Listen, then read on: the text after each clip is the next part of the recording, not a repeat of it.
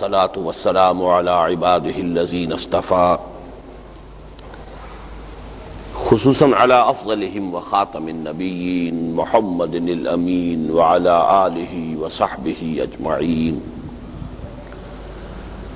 اما بعد فقد قال الله تبارك وتعالى كما ورد في آخر سورة مريم: اعوذ باللہ من الشیطان الرجیم بسم اللہ الرحمن الرحیم وَكُلُّهُمْ آتِيهِ يَوْمَ الْقِيَامَةِ فَرْدًا. وقال عز وجل كما ورد في سورة المعارج: وَلَا يَسْأَلُ حَمِيمٌ حَمِيمًا يُبَصَّرُونَهُمْ يَوَدُّ الْمُجْرِمُ لَوْ يَفْتَدِي مِنْ عَذَابِ يَوْمِئِذٍ بِبَنِيهِ وَصَاحِبَتِهِ وَأَخِيهِ وَفَصِيلَتِهِ الَّتِي تُؤْوِيهِ وَمَنْ فِي الْأَرْضِ جَمِيعًا ثُمَّ يُنْجِيهِ كَلَّا. وقال جل وعلا كما ورد في سورة عبس: يَوْمَ يَفِرُّ الْمَرْءُ مِنْ أَخِيهِ وَأُمِّهِ وَأَبِيهِ وصاحبته وبنيه لكل امرئ منهم يومئذ شأن يغنيه. صدق الله العظيم. رب اشرح لي صدري ويسر لي امري واحلل عقدة من لساني يفقهوا قولي. اللهم ربنا الهمنا رشدنا واعذنا من شرور انفسنا. اللهم ارنا الحق حقا وارزقنا اتباعه وارنا الباطل باطلا وارزقنا اجتنابه. اللهم وفقنا لما تحب وترضى ولا تخزنا يوم القيامة. آمین یا رب العالمین. معزز حاضرین اور محترم خواتین، مجھے یہ بتایا گیا ہے کہ ہمارا آج کا یہ اجتماع اس معنی میں ایک مخلوط نوعیت کا ہے کہ ایک تو یہاں تنظیم اسلامی سے جو باضابطہ وابستہ افراد ہیں وہ جمع ہیں، مرد بھی اور خواتین بھی. خواتین کی نشست جو ہے نیچے ہے، علیحدہ ہے، لیکن اس کے ساتھ ہی ہمارے ان رفقا نے اپنے کچھ اعزاء کو، اقارب کو، دوستوں کو، احباب کو جمع کیا ہے. موسم کی خرابی کی وجہ سے شاید اس دوسری کیٹیگری کے زیادہ لوگ آج نہ آ سکے. بہرحال مجھے آج جو بات اس کی ضرورت نہیں ہے، میں نے روک دیا تھا.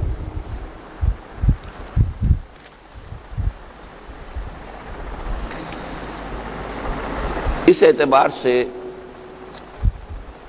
تھوڑی سی دقت یہ ہے کہ مجھے کیونکہ اصلاً اس وقت انہی کو مخاطب سمجھنا ہے کہ جو ہمارے اس وقت مہمانوں کی حیثیت رکھتے ہیں،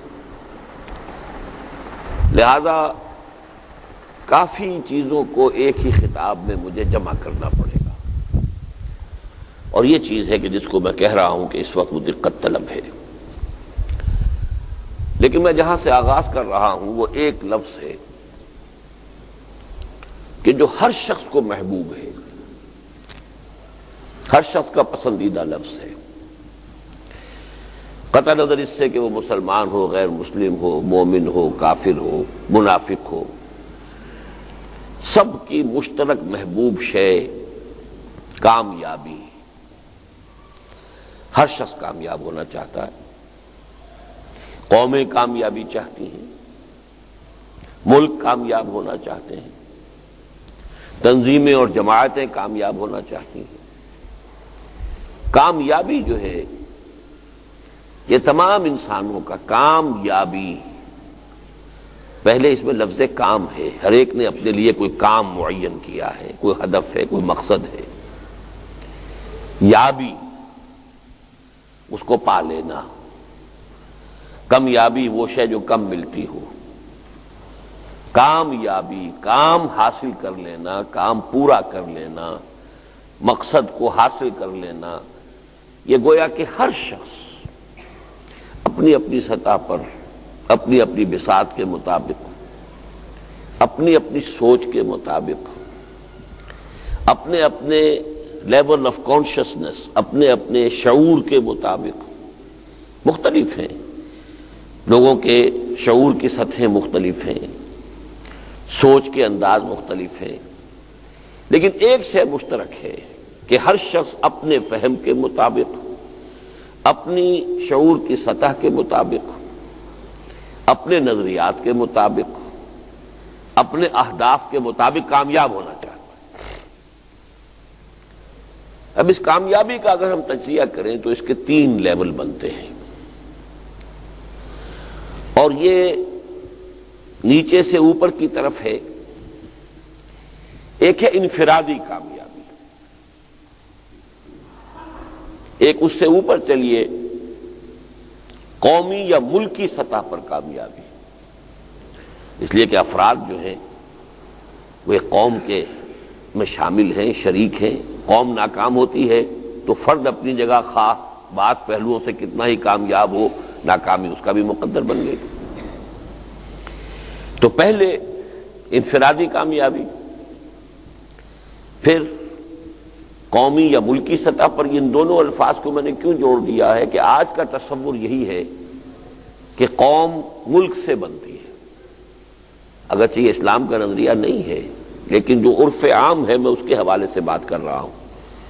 کچھ حضرات کو شاید یاد آ گیا ہو، تحریک پاکستان کے زمانے میں مولانا حسین احمد مدنی رحمۃ اللہ علیہ نے کہیں یہ الفاظ کہہ دیے تھے کہ آج کے زمانے میں قومیں اوطان سے بنتی ہیں، وطن کے حوالے سے آئیڈینٹیفائی ہوتی ہے، یہ کون قوم ہے، یہ فلاں ملک میں ہے، یہ فلاں ملک کے باشندے ہیں، تو قومیں وطن سے بنتی ہیں۔ اور یہ جو ایک ریجنل نیشنلزم کا تصور یورپ سے آیا تھا، ادھر حقیقت انہوں نے ایک جو حقیقت واقعی تھی اس وقت اس کا اظہار کیا تھا۔ اس پر خیر علامہ اقبال نے بہت شدید تنقید کی کہ اسلام کا نظریہ یہ نہیں ہے، اور یہ بات بھی صحیح تھی۔ مولانا مدنی رحمۃ اللہ علیہ نے پھر یہ فرمایا کہ میں نے یہ مشورہ نہیں دیا تھا، یہ تلقین نہیں کی تھی، میں نے بتایا تھا کہ آج کی دنیا میں مسئلہ یہ ہے۔ تو یہ تو سمجھیے کہ صرف ایک سخن گسترانہ بات والی بات ہے۔ تو اصل بات یہ ہے کہ قوم اور ملک کو میں نے اس لیے جمع کیا ہے کہ آج کے مروجہ تصورات کے مطابق یہ ایک ہی شے ہے، پاکستانی قوم، ہندوستانی قوم، امریکن نیشن میں نہ معلوم کتنے ایتھنک اور کتنے ہی ان کے ریشیل جو ہے فرق ہیں، مذہب کے کتنے فرق ہیں، زبان اگرچہ کہنے کو انگریزی ایک ہی ہے لیکن مختلف علاقوں کے ایکسنٹس بڑے جدا ہیں ایک دوسرے سے۔ تو اس حوالے سے وہ ایک قوم اس حوالے سے کہ ایک ملک کے اندر بس رہے۔ ایک کامیابی کی دوسری سطح ہو گئی قومی یا ملکی۔ تیسری سطح جو ہے وہ خاص طور پر ہم مسلمانوں کے اعتبار سے ہے ملی اور دینی۔ یہ تیسری سطح ہے، اس لیے کہ ہماری قومیت جو ہے وہ دین کے حوالے سے ہے۔ چاہے ٹھیک ہے انتظامی طور پر ہمارے پاکستانی پاسپورٹ کے اوپر پاکستانی نیشنلٹی لکھا ہوا ہے، لیکن ہم تو ایک عالمی برادری کے فرد ہیں، تمام مسلمان آپس میں بھائی بھائی ہیں، ایک عالمی برادری ہے۔ تو ملی اور دینی، چونکہ ملت کا تصور دین کے ساتھ ہے۔ اصل میں یہی بات تھی کہ جو بات غلط کوٹ ہوئی تھی مولانا مدنی کی، اور علامہ اقبال نے بھی پھر اس پر معذرت کی، وہ یہ تھی کہ ان تک یہ بات پہنچا دی گئی تھی کہ سرود برسر ممبر کی ملت از وطن است، کہ انہوں نے ممبر پر کھڑے ہو کر یہ راگ الاپا کہ ملت جو ہے وطن سے بنتی ہے۔ اس پر تو پھر بڑی سخت تنقید علامہ نے کی، لیکن مولانا مدنی رحمۃ اللہ علیہ نے پھر جو وضاحت کی، میں نے قوم کا لفظ استعمال کیا تھا، ملت کا نہیں۔ ملت دین سے ہے، قوم کا مسئلہ جو ہے وہ جو دنیا کے تصورات ہیں، پہلے قومیں ہوتی تھی نسل کی بنیاد پر، قومیں ہوتی تھی زبان کی بنیاد پر، لیکن آج کی دنیا میں قومیں بنتی ہیں وطن اور ملک کی بنیاد پر۔ یہ بات میں نے کہی تھی، میں نے ملت کا لفظ استعمال نہیں کیا تھا، جس پر علامہ نے معذرت بھی کی ہے، بلکہ اپنے وہ اشعار واپس لے لیے تھے۔ لیکن بدقسمتی یہ ہے کہ آج بھی وہ اشعار جو ہیں چھپتے ہیں اور ان کے ساتھ اس کا بیک گراؤنڈ پورا واضح نہیں ہوتا۔ بہرحال یہ بات پھر میں عرض کر دوں کہ آ گئی ہے بات، تو میں نے اس کی وضاحت کر دی۔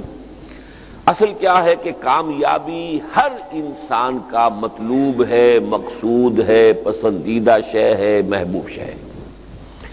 اس کے 3 لیولز ہیں: انفرادی سطح پر کامیابی، ملکی اور قومی سطح پر کامیابی، ملی اور دینی سطح پر کامیابی۔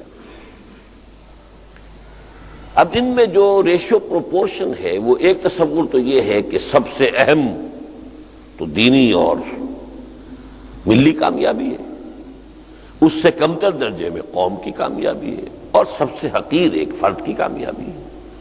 فرد تو بیچارہ ایک فرد ہی ہے نا، فرد قائم ربط ملت سے ہے، تنہا کچھ نہیں، فرد کی تو کوئی حیثیت ہی نہیں، ایک دریا میں قطرہ ہے۔ تو تصور یہ ہے کہ اصل کامیابی وہ ہے، اس کے بعد قومی ہے، ملکی ہے، اور سب سے نیچے یہ فرد کی کامیابی ہے۔ لیکن میں آج جس اعتبار سے بات کرنا چاہتا ہوں، جس کے لیے میں نے کچھ آیات آپ کو سنائی ہیں، وہ یہ ہے کہ حقیقت اس کے بالکل برعکس ہے۔ اصل کامیابی فرد کی کامیابی، اس کے بعد ہے ثانوی درجے میں قوم اور ملک کی کامیابی، اور پھر تیسرے درجے میں ہے دین اور ملت کی کامیابی۔ بظاہر یہ بات آپ کو اچھی نہیں لگی ہوگی، لیکن اس کا سبب کیا ہے؟ اس کا سبب ہے ایمان بالآخرہ۔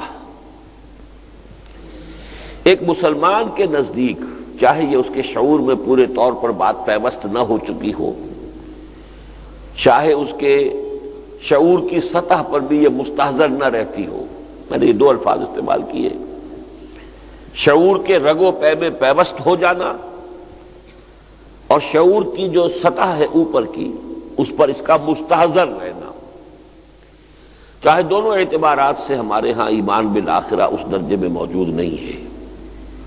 عقیدے میں تو ہے نا، مانتے تو ہیں، مانتے ہیں کہ یہ دنیا ختم ہو جائے گی، اس سے تو کوئی انکار ہی نہیں ہے کہ ہر انسان کو مرنا ہے، موت آئے گی، آج نہیں تو کل، اور کیا پتہ آج ہی آ جائے۔ کتنی ہی اچھی صحت ہو، کوئی ایکسیڈنٹ ہوا اور ختم ہو گئے۔ گھر سے دفتر کے لیے نکلے تھے، شام کو گھر والے منتظر ہیں کہ آئیں گے، اب نہیں آئے، ڈھونڈا تو معلوم ہوا کہیں لاش کسی ہسپتال کے سرد خانے میں پڑی۔ یہ ہوتے ہیں حوادث شب و روز۔ موت انفرادی اور موت اس کائنات کی، وہ ہے قیامت، وہ آ کر رہنی ہے، ہمارا عقیدہ ہے۔ اور پھر بعث بعد الموت ہے، دوبارہ اٹھایا جانا ہے، پھر حشر ہے، جمع ہونا ہے، پھر حساب کتاب ہے، محاسبہ ہے، وزن اعمال ہے، پھر فیصلے ہیں جنت یا دوزخ کے۔ جیسا کہ حضور کا بالکل ابتدائی خطبہ، سیرت میں تو یہ واقعہ آپ نے پڑھا ہوگا کہ 2 مرتبہ حضور نے اپنے خاندان کے لوگوں کو جمع کیا، بنو ہاشم کو، اس لیے کہ قرآن مجید میں آیت آ گئی وَأَنذِرْ عَشِيرَتَكَ الْأَقْرَبِينَ، اے نبی اپنے قریبی رشتہ داروں کو خبردار کیجئے۔ تو آپ نے بنو ہاشم کو جمع کیا، حضرت علی کو حکم دیا کھانے کا بندوبست کرو، کھانا کھا لیا لوگوں نے۔ اب آپ کھڑے ہوئے کچھ کہنے کے لیے، تو لوگوں نے سمجھ لیا کہ اب اپنی نبوت اور رسالت کا راگ الاپیں گے، ہوٹنگ کی، شور مچایا، چلے گئے، بات سنی۔ کچھ وقفہ دے کر دوبارہ بلایا۔ اب پھر جب کھانا کھا لیا، اب حضور پھر کھڑے ہوئے تو کچھ شرم آ گئی ہوگی کہ 2 مرتبہ کھانا کھا لیا ہے، آخر ان کی بات سن تو لے۔ تب آپ نے خطبہ ارشاد فرمایا، بڑا مختصر چند جملے ہیں، ان الرائد لا یغضب اہلہ۔ دیکھو، کسی قافلے کا راہبر اپنے قافلے والوں کو دھوکہ نہیں دیا کرتا۔ اب آپ تصور کیجئے کہ عرب کا لق و دق صحرا، راستہ جاننے والے جو لوگ ہوتے تھے وہی ہوتے تھے کہ جو قافلوں کو لے کر چلتے تھے۔ اگر وہ بھٹکا دے تو سارا کا سارا قافلہ ختم۔ لہذا انتہائی معتمد، سب سے زیادہ اعتماد والا شخص ہوتا تھا جو رائد کہلاتا تھا۔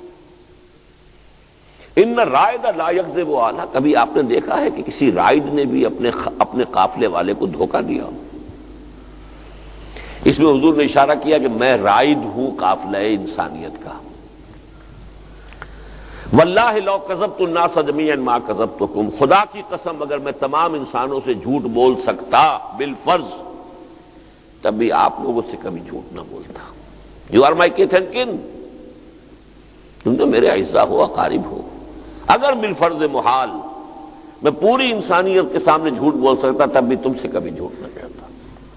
وَلَوْ غَرَرْتُ النَّاسَ جَمِيعًا مَا غَرَرْتُكُمْ، اور اگر تمام انسانوں کو دھوکہ دے سکتا تب بھی تمہیں کبھی نہ دیتا. یہ تو تمہید تھی. اب دعوت شروع ہوئی. واللہ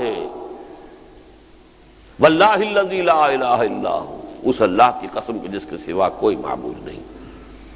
توحید آ گئی نا.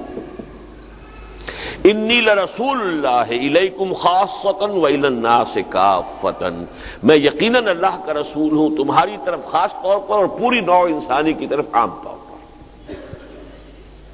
یہ رسالت آ گئی ایک ایک جملے میں. ایک ایک گھنٹے کی تقریر نہیں ہماری طرح، ایک ایک جملے میں. زبان ان کی عربی، لسان نبوت سے موتی جھڑ رہے ہیں. مانے نہ مانے ان سب کے دلوں میں تو جا کر وہ لفظ پیوست ہو رہے ہیں، چاہے اپنی ضد ہے، ہٹ درمی ہے. واللہ الذی لا الہ الا ہو، توحید. انی لرسول اللہ الیکم خاصۃ والی الناس کافۃ، میں تمہاری طرف بالخصوص اور پوری نوع انسانی کی طرف بالعموم اللہ کا رسول ہوں. لیکن تیسری چیز دیکھیے اب کتنے جملوں میں آپ نے بیان کی. آخرت، اصل شے آخرت ہے. واللہ لتموتن کما تنامون ثم لتبعثن کما تستيقظون ثم لتحسبن بما تعملون ثم لتجزون بالاحسان احسانا وبالسوء سوءا وانها لجنة ابدا او لنار ابدا. 6 جملے ہیں آخرت پر اور قیامت پر، ایک جملہ رسالت پر، ایک جملہ توحید پر.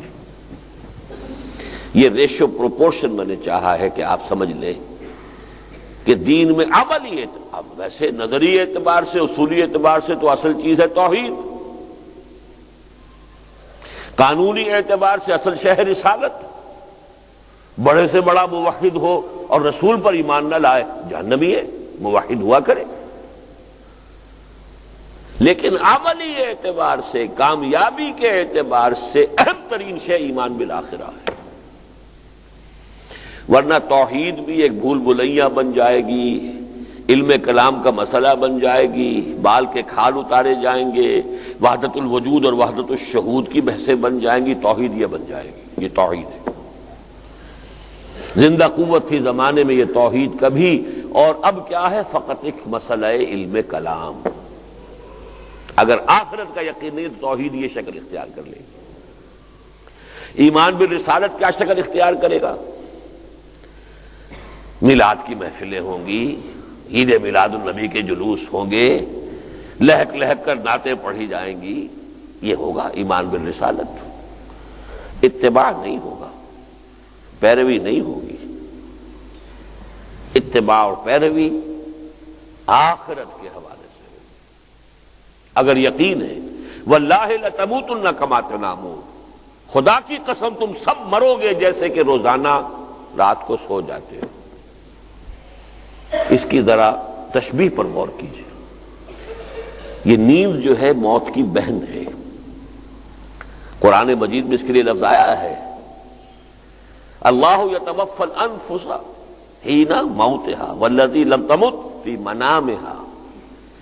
اللہ جانوں کو قبض کر لیتا ہے موت کے وقت، اور جن کے ابھی موت کا وقت نہ آیا ہو نیند کے اندر.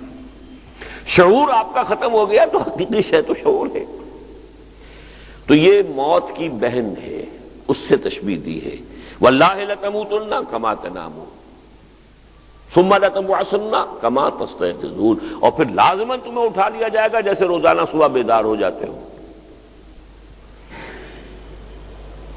ثم لتحسبن بما تعملون، پھر تم سے حساب لیا جائے گا اس کا جو تم کر رہے ہو. ثم لتجزون، پھر تمہیں لازماً بدلہ دیا جائے گا بالاحسان احسانا وبالسوء سوءا، بھلائی کا بھلا بدلہ، برائی کی بری سزا.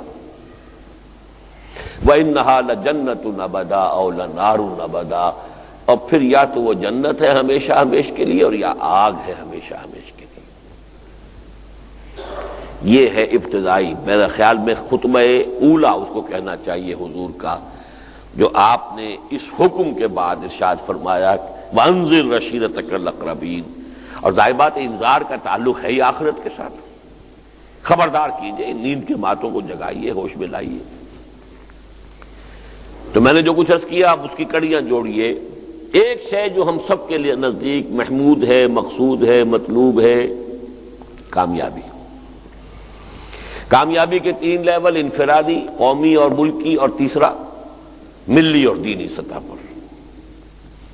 ایک اعتبار سے اہم ترین وہ ہے، بلند ترین وہ ہے دینی اور ملی سطح پر، اس سے نیچے آئیں تو پھر ہے قومی اور ملکی سطح پر، اس سے نیچے آئیں تو فرد کی ہے۔ لیکن دوسرے اعتبار سے فرد کے لیے اصل کامیابی جو ہے وہ اپنی کامیابی ہے، اور اس کا تعلق ہے ایمان بالآخرہ سے۔ اصل زندگی وہ ہے یہ نہیں، باقی ساری کامیابیوں کے تصورات اس زندگی سے متعلق ہے، اس کا اس زندگی سے کوئی تعلق نہیں۔ اس لیے میں نے آج آیات جو پڑھی ہیں ذرا نوٹ کیجئے ان کا کس قدر گہرا تعلق ہے۔ سورہ مریم کے آخری حصے کی ایک آیت ہے وَكُلُّهُمْ آتِيهِ يَوْمَ الْقِيَامَةِ فَرْدًا، قیامت کے دن ہر انسان ایک فرد کی حیثیت سے پیش ہوگا۔ وہ یہ نہیں کہہ سکتا میں فلاں کا بیٹا ہوں، یا فلاں کے میں قبیلے سے ہوں۔ فرد، تم کیا ہو؟ تھے تو آبا وہ تمہارے ہی، مگر تم کیا ہو؟ یہ تصور کہ وہاں کی مسئولیت خالص انفرادی ہے۔ اس کے کچھ دوسرے پہلو ہیں، وہ میں آج ادھر نہیں جاؤں گا، وہ علمی مباحث ہیں۔ اس وقت میں چاہتا ہوں کہ جو عملی پہلو ہے وہ سامنے آئے۔ اخروی محاسبہ جس پر کہ اخروی زندگی کی فلاح اور کامیابی اور ابدی کامیابی وہ ہے، دار و مدار ہے، اس کا تعلق فرد سے۔ کلہم آتی ہے یوم القیامت فردا۔ اس کا جو نتیجہ نکلتا ہے وہ ذرا عریاں الفاظ میں جو چبھیں گے، آپ کو چبھیں گے، لیکن قرآن مجید نے حقیقت کو عریاں بھی کر دیا ہے۔ جیسے نذیر عریاں کا لفظ آیا کرتا تھا، عرب میں رواج تھا کہ اگر کسی شخص کے پاس کوئی خبر پہنچ گئی کہ فلاں قبیلہ اب حملہ کرنے والا ہے، اتنی بڑی اہم خبر، اب کیسے سب قبیلے کو بتائیں؟ تو کسی اونچے مقام پر کھڑا ہو جاتا تھا کہ سب کو نظر آ جائے، اور کپڑے اتار دے، الف ننگا ہو جاتا تھا، نذیر عریاں، ننگا خبردار کرنے والا۔ اب دیکھ رہے ہیں دور سے، وہ کہتا تھا واہ صباحا، نعرہ لگاتا تھا، ہائے وہ صبح جو آئے گی وہ تو بڑی غارت گری لے کر آئے گی، دشمن حملہ کرنے کا پروگرام بنا چکا ہے۔ تو جس تک آواز پہنچ گئی واہ صباحا، وہ بھی لپکا کہ کہاں کی خبر ہے، کون حملہ کرنے والا ہے، فوراً پہنچے۔ اور آواز نہیں پہنچی تو وہ دیکھ تو لیا کہ ننگا آدمی کھڑا ہے اوپر پہاڑ کی چوٹی کے اوپر۔ تو نذیر عریاں، حضور نے بھی اسی پر عمل کیا تھا، سوائے عریانی نکال دی بیچ میں سے۔ ظاہر بات ہے کہ آپ کے لیے ممکن ہی نہیں تھا، کوہ صفا پر کھڑے ہو کر وا صباحا کا نعرہ لگایا ہے۔ تو اس اعتبار سے انذار آخرہ کی اصل کامیابی وہ ہے، اور وہاں کی مسئولیت انفرادی ہے۔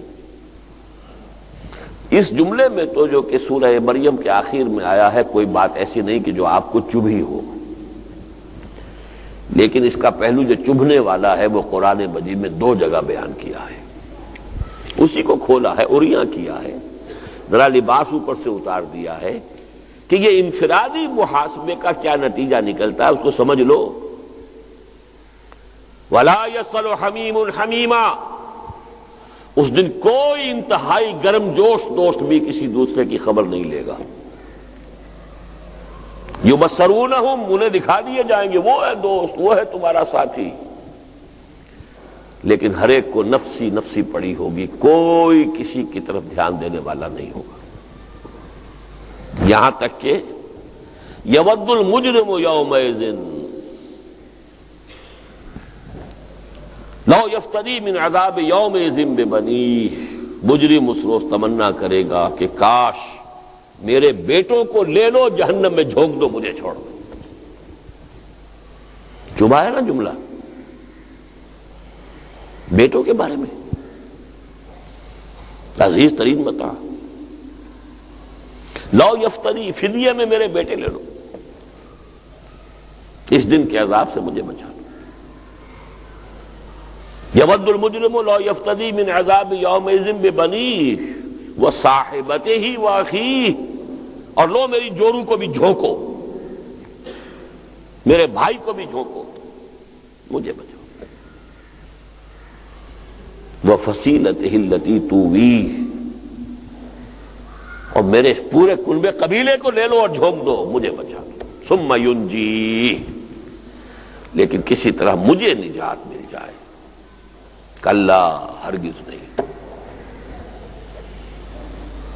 پوریاں بات ہو گئی نا. یہاں تو ساری محبتیں اور ساری دلداریاں اور دلجوئیاں اور لحاظ اور پاس اور حقوق کیا کریں جی, حقوق العباد ہیں تو حقوق العباد سے کوئی فرصت ملے گی تو سوچیں گے نا کسی اور بات کی طرف. یہ ساری سوچ جو ہے وہ تو انہی رشتہ داریوں, انہی تعلقات, اور بھی مختلف انداز قرآن میں اختیار کیے گئے ہیں اس کے لیے, حدیث میں بھی آئے ہیں.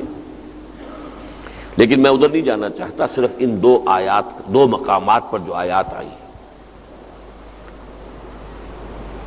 وَلَا يَسْأَلُ حَمِيمٌ حَمِيمًا يُبَصَّرُونَهُمْ, دکھا بھی دیے جائیں گے, حسرت ہو جائے یہ میرا وہ لاڈلا, میرا بیٹا جس کے لیے میں نے اپنے آپ کو انویسٹ کر دیا تھا, آج میری طرف دیکھ بھی نہیں رہا,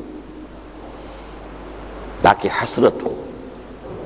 جیسے کہ بہت سے لوگوں کو بڑھاپے میں حسرتیں ہوتی ہیں, جس اولاد کے لیے اپنے آپ کو کھپا دیا, پھر بڑھاپے میں جو سلوک وہ کرتی ہے, حسرت ہوتی ہے کہ نہیں؟ ہم نے تو اپنے آپ کو گلا دیا ان کے لیے, اور یہ ہمارے ساتھ کیا کر رہے ہیں. یبصرونہم, دکھا دیے جائیں گے وہ انہیں. یود المجرم لو یفتدی من عذاب یومئذ ببنیہ وصاحبتہ واخیہ وفصیلتہ التی تؤویہ. یہ فصیلتہ التی تؤویہ کا اصل مفہوم آج ہم نہیں سمجھ سکتے. یہ قبائلی زندگی میں ہوتا تھا. قبیلہ پناہ گاہ ہوتا تھا انسان کے لیے, محافظ ہوتا تھا اس کی عزت کا, اس کی آبرو کا. کوئی اگر اس سے خطا ہو گئی ہے تو اس کا تاوان آ رہا ہے تو قبیلہ شیئر کرتا تھا, کہ اکیلا آدمی نہیں کھڑا ہوتا تھا کہ بھگتو, اب نہیں, قبیلہ, کنبہ, خاندان. اب تو یہ کہ اربنائزیشن, شہری زندگی میں اس کی حیثیت ختم ہو گئی ہے. لیکن یہاں جو الفاظ آئے ہیں, یود المجرم لو یفتدی من عذاب یومئذ ببنیہ وصاحبتہ واخیہ وفصیلتہ التی تؤویہ, وہ اس کا کنبہ قبیلہ جو اسے پناہ دیا کرتا تھا. وَمَنْ فِي الْأَرْضِ جَمِيعًا ثُمَّ يُنْجِيهِ, اور جو بھی زمین میں ہے تمام انسانوں کو لے لو فدیے میں, اور خدا کے لیے مجھے چھوڑو. کلا, ہرگز نہیں, ایسا نہیں ہوگا. آپ کو بھگتنا پڑے گا. You will have to face the ground accountability, the grand accountability of the day of judgment alone. یہ فردہ alone. اچھا یہ کہ یہاں alone سمجھ لو اپنے آپ کو, تب بچت ہوگی. ذہناً, احساس کے اعتبار سے اپنے آپ کو تنہا سمجھو. یہاں بھی ذہن تو میرا آ رہا ہے, میں کہوں فلسفیانہ مضمون ہے اس میں. آدمی کا لیول آف کانشسنس جتنا اونچا ہوتا جاتا ہے اتنا ہی اس میں لونلینس کا احساس بڑھتا جاتا ہے. جتنا لوور لیول پر ہوں گے, حیوانی سطح پر ہوں گے, وہ آپ کو معلوم ہوگا کہ ہاں سب ہیں جیسے ہیں, محفل ہے. اونچے ہوتے جائیں گے تو تنہائی کا احساس ہوگا. ایک الون وہ ہے قل هو اللہ احد, اور ایک الون ہمارے اندر ہے, وہ ہماری روح ہے. اس روح کا کوئی رشتہ نہیں ہے, نہ اس کا کوئی باپ ہے, نہ اس کا کوئی بیٹا ہے, نہ اس کی کوئی بیوی ہے. یہ باپ, بیٹا, بیوی, شوہر, یہ سارا تعلق جسد کا ہے, روح کا نہیں ہے، روح کا تعلق کسی سے نہیں، صرف ذات رب کے ساتھ ہے۔ یسألونک عن الروح قل الروح من امر ربی، وہ کسی کا بیٹا یا بیٹی نہیں ہے، کسی کا باپ یا ماں نہیں ہے، یہ الون۔ اور پلوٹائنس ایک بہت بڑے حکیم اور فلسفی ہوتے تھے الیگزینڈریا کے، انہوں نے ایک عجیب تین الفاظ کہے، flight of the alone to the alone, تقرب جس کو کہا گیا حدیث میں، تقرب اللہ، اس تنہا کی پرواز تنہا کی طرف۔ ایک وہ تنہا ہے ذات باری تعالی، قل هو اللہ احد، اس کا ترجمہ اگر آپ ایک کرتے تو غلط ترجمہ ہے، اللہ ایک ہے، وہ تو اللہ واحد ہو سکتا ہے، احد تنہا۔ تو flight of the alone to the alone, اگر اس دنیا میں وہ روش اختیار کر لی جائے گی تو عافیت ہوگی وہاں، اس کے لیے اشارہ ہو رہا ہے۔ اور اسی کو پھر سورہ عبس میں دہرایا گیا، اس لیے کہ یہ بارہا یہ باتیں آپ نے سنی ہوگی، میرے رفقا نے دوبارہ سنی ہے بہت مرتبہ، 20 مرتبہ۔ اہم مضامین قرآن مجید میں کم سے کم 2 جگہ ضرور آئیں گے، یوم یفر المرء من اخیہ وامہ وابیہ وصاحبتہ وبنیہ لکل امرئ منہم یومئذ شأن یغنیہ، وہی مضمون جس دن کہ انسان بھاگے گا اپنے بھائی سے اور اپنی ماں سے اور اپنے باپ سے اور اپنی بیوی سے اور اپنے بیٹوں سے، ہر ایک کو اس روز پڑی ہوگی اپنی اپنی، نفسی نفسی۔ یہ ہے یہ محاسبہ اخروی کی کیفیت کے جو قرآن مجید میں ان الفاظ میں بیان ہوئی ہے۔ میں نے یہ کیوں آیات آپ کو سنائی تاکہ معلوم ہو جائے اصل کامیابی انفرادی کامیابی۔ ملک بہت کامیاب ہو گیا، میرا بیڑا غرق ہو گیا تو مجھے کیا حاصل ہوا ملک سے، اگر آخرت میری برباد ہے۔ دین کا غلبہ ہوا یا نہیں، میں اللہ کے ہاں سرخرو ہو گیا، میں کامیاب ہوں۔ ان دونوں چیزوں کو ذہن میں رکھیے کہ کامیابی اس لیول پر خالص انفرادی ہے، انفرادی کامیابی۔ اس انفرادی کامیابی کا سارا تعلق جو ہے وہ تصور فرائض سے ہے کہ اللہ نے آپ پر کیا کیا ذمہ داری عائد کی ہے، کیا فرائض عائد کیے، اسی کا حساب لے گا نا۔ ایک ملازم کو کہیں رکھا جاتا ہے یا کسی کے پاس کوئی کام کسی کو سونپا جاتا ہے تو اسے گن کر بتا دیا جاتا ہے یہ ذمہ داریاں ہیں آپ کی، یہ کام آپ کو کرنے ہیں، پھر محاسبہ اسی کے حوالے سے ہوگا نا۔ کسی کو آپ نے رکھا ہے شوفر کی حیثیت سے تو اس کی ذمہ داری یہ تو نہیں ہوگی کہ کھانا اچھا پکا یا برا پکا ہے، اس کا مسئول وہ تو نہیں ہے، وہ تو جو بھی آپ کا خانسامہ ہے، کوئی کھانا پکانے والی ہے، جو بھی ہے اس کی ذمہ داری ہوگی۔ تو یہ جو اخروی محاسبہ ہے کلہم آتی ہے یوم القیامت فردا، اور یہ نفسی کی کیفیت جو ہر ایک کو فیس کرنی ہے، یہ کس حوالے سے؟ جو ہم نے تم پر فرائض عائد کیے تھے تم نے ادا کیے یا نہیں۔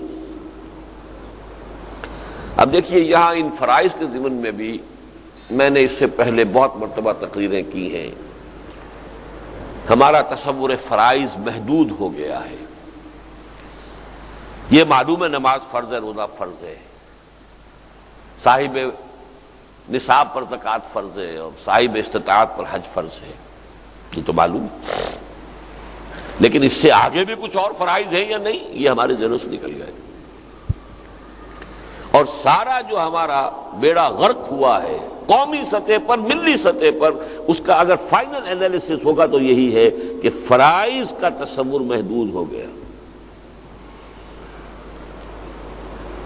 ابھی جو آیت پڑھ رہے تھے سورہ کہف کے آخری حصے سے، وَهُمْ يَحْسَبُونَ أَنَّهُمْ يُحْسِنُونَ صُنْعًا، وہاں تو کسی اور کانٹیکسٹ میں آئی ہے۔ آدمی دنیا میں لگا ہوا ہے، کاروبار خوب چمک گیا،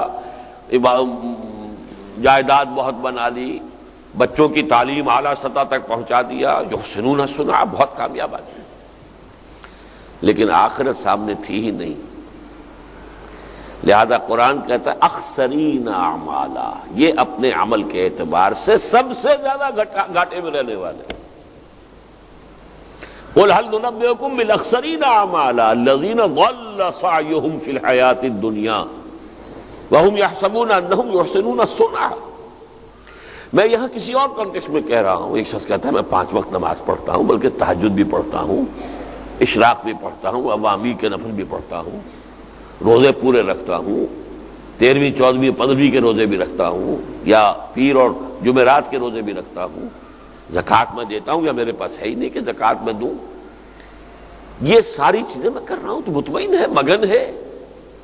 شراب میں نہیں پیتا، سود کا کوئی کاروبار میں نہیں کر رہا، چاہے روکھی آ رہی ہے سوکھی آ رہی ہے، یہ میں اس کی بات کر رہا ہوں، ابھی ان کی بات نہیں کر رہا کہ جو حلوے مانڈے کے لیے سودی کاروبار بھی کر رہے ہیں، یا اور بھی اپنی اولاد کے لیے آسائشیں اور ان کی فرمائشیں پوری کرنے کے لیے وہ غبن بھی کر رہے ہیں، خیانتیں بھی کر رہے ہیں، دھوکے بھی دے رہے ہیں، رشوتیں بھی لے، ان کو میں نہیں اس وقت ٹچ کر رہا، ان کو تو چھوڑ دیجئے۔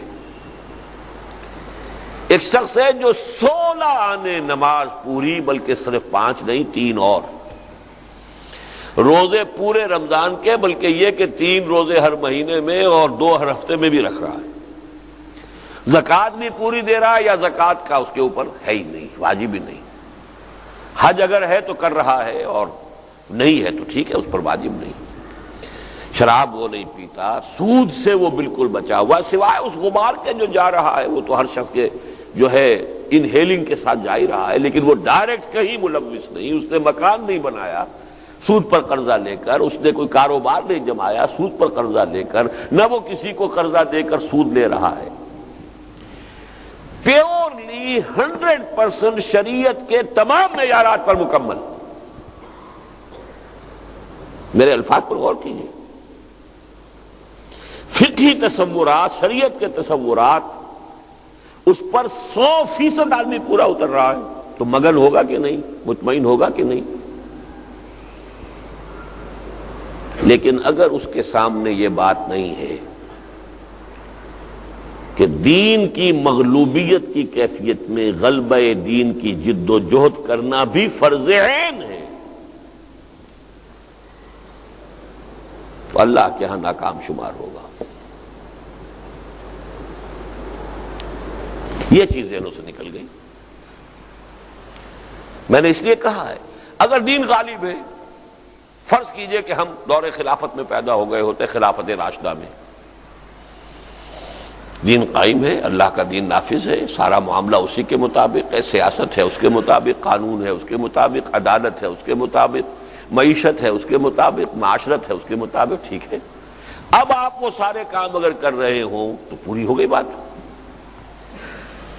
زیادہ سے زیادہ یہ تھا کہ جو جہاد ہو رہا ہے، اگر ایک محاذ سے یہ آ گئی خبر کہ یہاں ابھی 10,000 آدمی اور چاہیے شام کے محاذ پر، حضرت خالد بن ولید کی طرف سے یا حضرت ابو عبیدہ بن الجراح کی طرف سے ڈیمانڈ آ گئی، اور یہاں حضرت عمر نے اعلان کیا اور 10,000 آدمی نکل آئے، باقی سب جو ہے نچند ہو کر سوئے اپنے گھروں کے اندر، ان کے اوپر فرض نہیں ہے۔ 10,000 چاہیے تھے، نکل گئے، فرض کفایہ ہے۔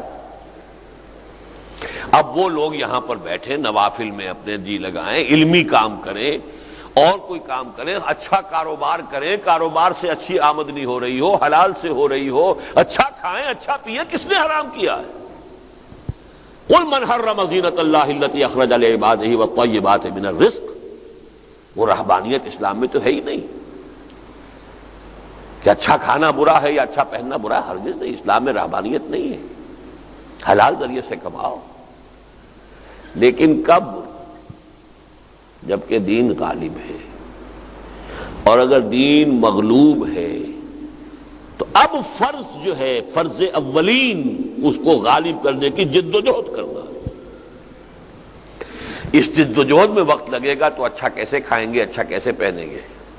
وہ تو وقت لگتا ہے تو اچھا کمائیں گے، اچھا کھائیں گے، اچھا پہنیں گے۔ یہاں وقت اب لگ رہا ہے دین کو غالب کرنے کی جد و جہد میں۔ کیا اچھا کھانا اور اچھا پہننا صحابہ کے لیے حرام تھا؟ معاذ اللہ۔ کیا حضور کے لیے حرام تھا؟ کیسے کھائیں اور کیسے پہنیں جبکہ دین مغلوب ہے؟ کاروبار کر سکتے تھے، حضور بھی کاروبار آپ نے کیا ہے، وحی کی آمد سے پہلے بہترین سطح پر جو کام، بلند ترین سطح پر کاروبار تھا، وہ کر رہے تھے کہ نہیں کر رہے تھے؟ ایکسپورٹ امپورٹ ہی تھا نا، قافلے لے کر جا رہے ہیں، لے کر آ رہے ہیں۔ لیکن جب وہ فرض منصبی آ گیا، یا ایھا المدثر قم فانذر وربک فکبر، اب معلوم ہوا کہ اب تو اصل توانائی، اصل قوت، اصل وقت یہ تو ادھر لگنا ہے۔ اس ایک نقطے پر دار و مدار ہے ساری بات کا۔ میں دوبارہ اس کو واضح الفاظ میں کہہ رہا ہوں، یہ میرے بہرحال کب سے شروع کروں، قرآن مجید سے الحمدللہ شغف میرا میڈیکل کالج کے زمانے سے ہو گیا تھا، درس قرآن کی ایک خصوصی اللہ نے صلاحیت عطا کر دی تھی۔ وہاں سے گنوں گا تو ہو جائیں گے اب 50 سال کم سے کم۔ لیکن یہ کہ بہرحال تقریباً جب سے میں نے اپنا مشن شروع کیا ہے سن 65 سے لے کر اب 32 سال تو ہو گئے نا۔ قرآن پڑھنا، قرآن سیکھنا، قرآن سکھانا، قرآن کو بیان کرنا، علمہ البیان، الرحمن علم القرآن خلق الانسان علمہ البیان، قرآن کو بیان کرو۔ لیکن میں آج آپ کو بتا رہا ہوں کہ میرے اس پورے 32 سال کے مطالعے کا، غور و فکر کا جو نچوڑ ہے وہ ایک جملہ ہے کہ دین کی مغلوبیت کی کیفیت میں اولین فرض بالکل ایسے ہی فرض جیسے نماز فرض ہے، اقامت دین کی جد و جہد ہے، یہ نہیں تو کچھ بھی نہیں۔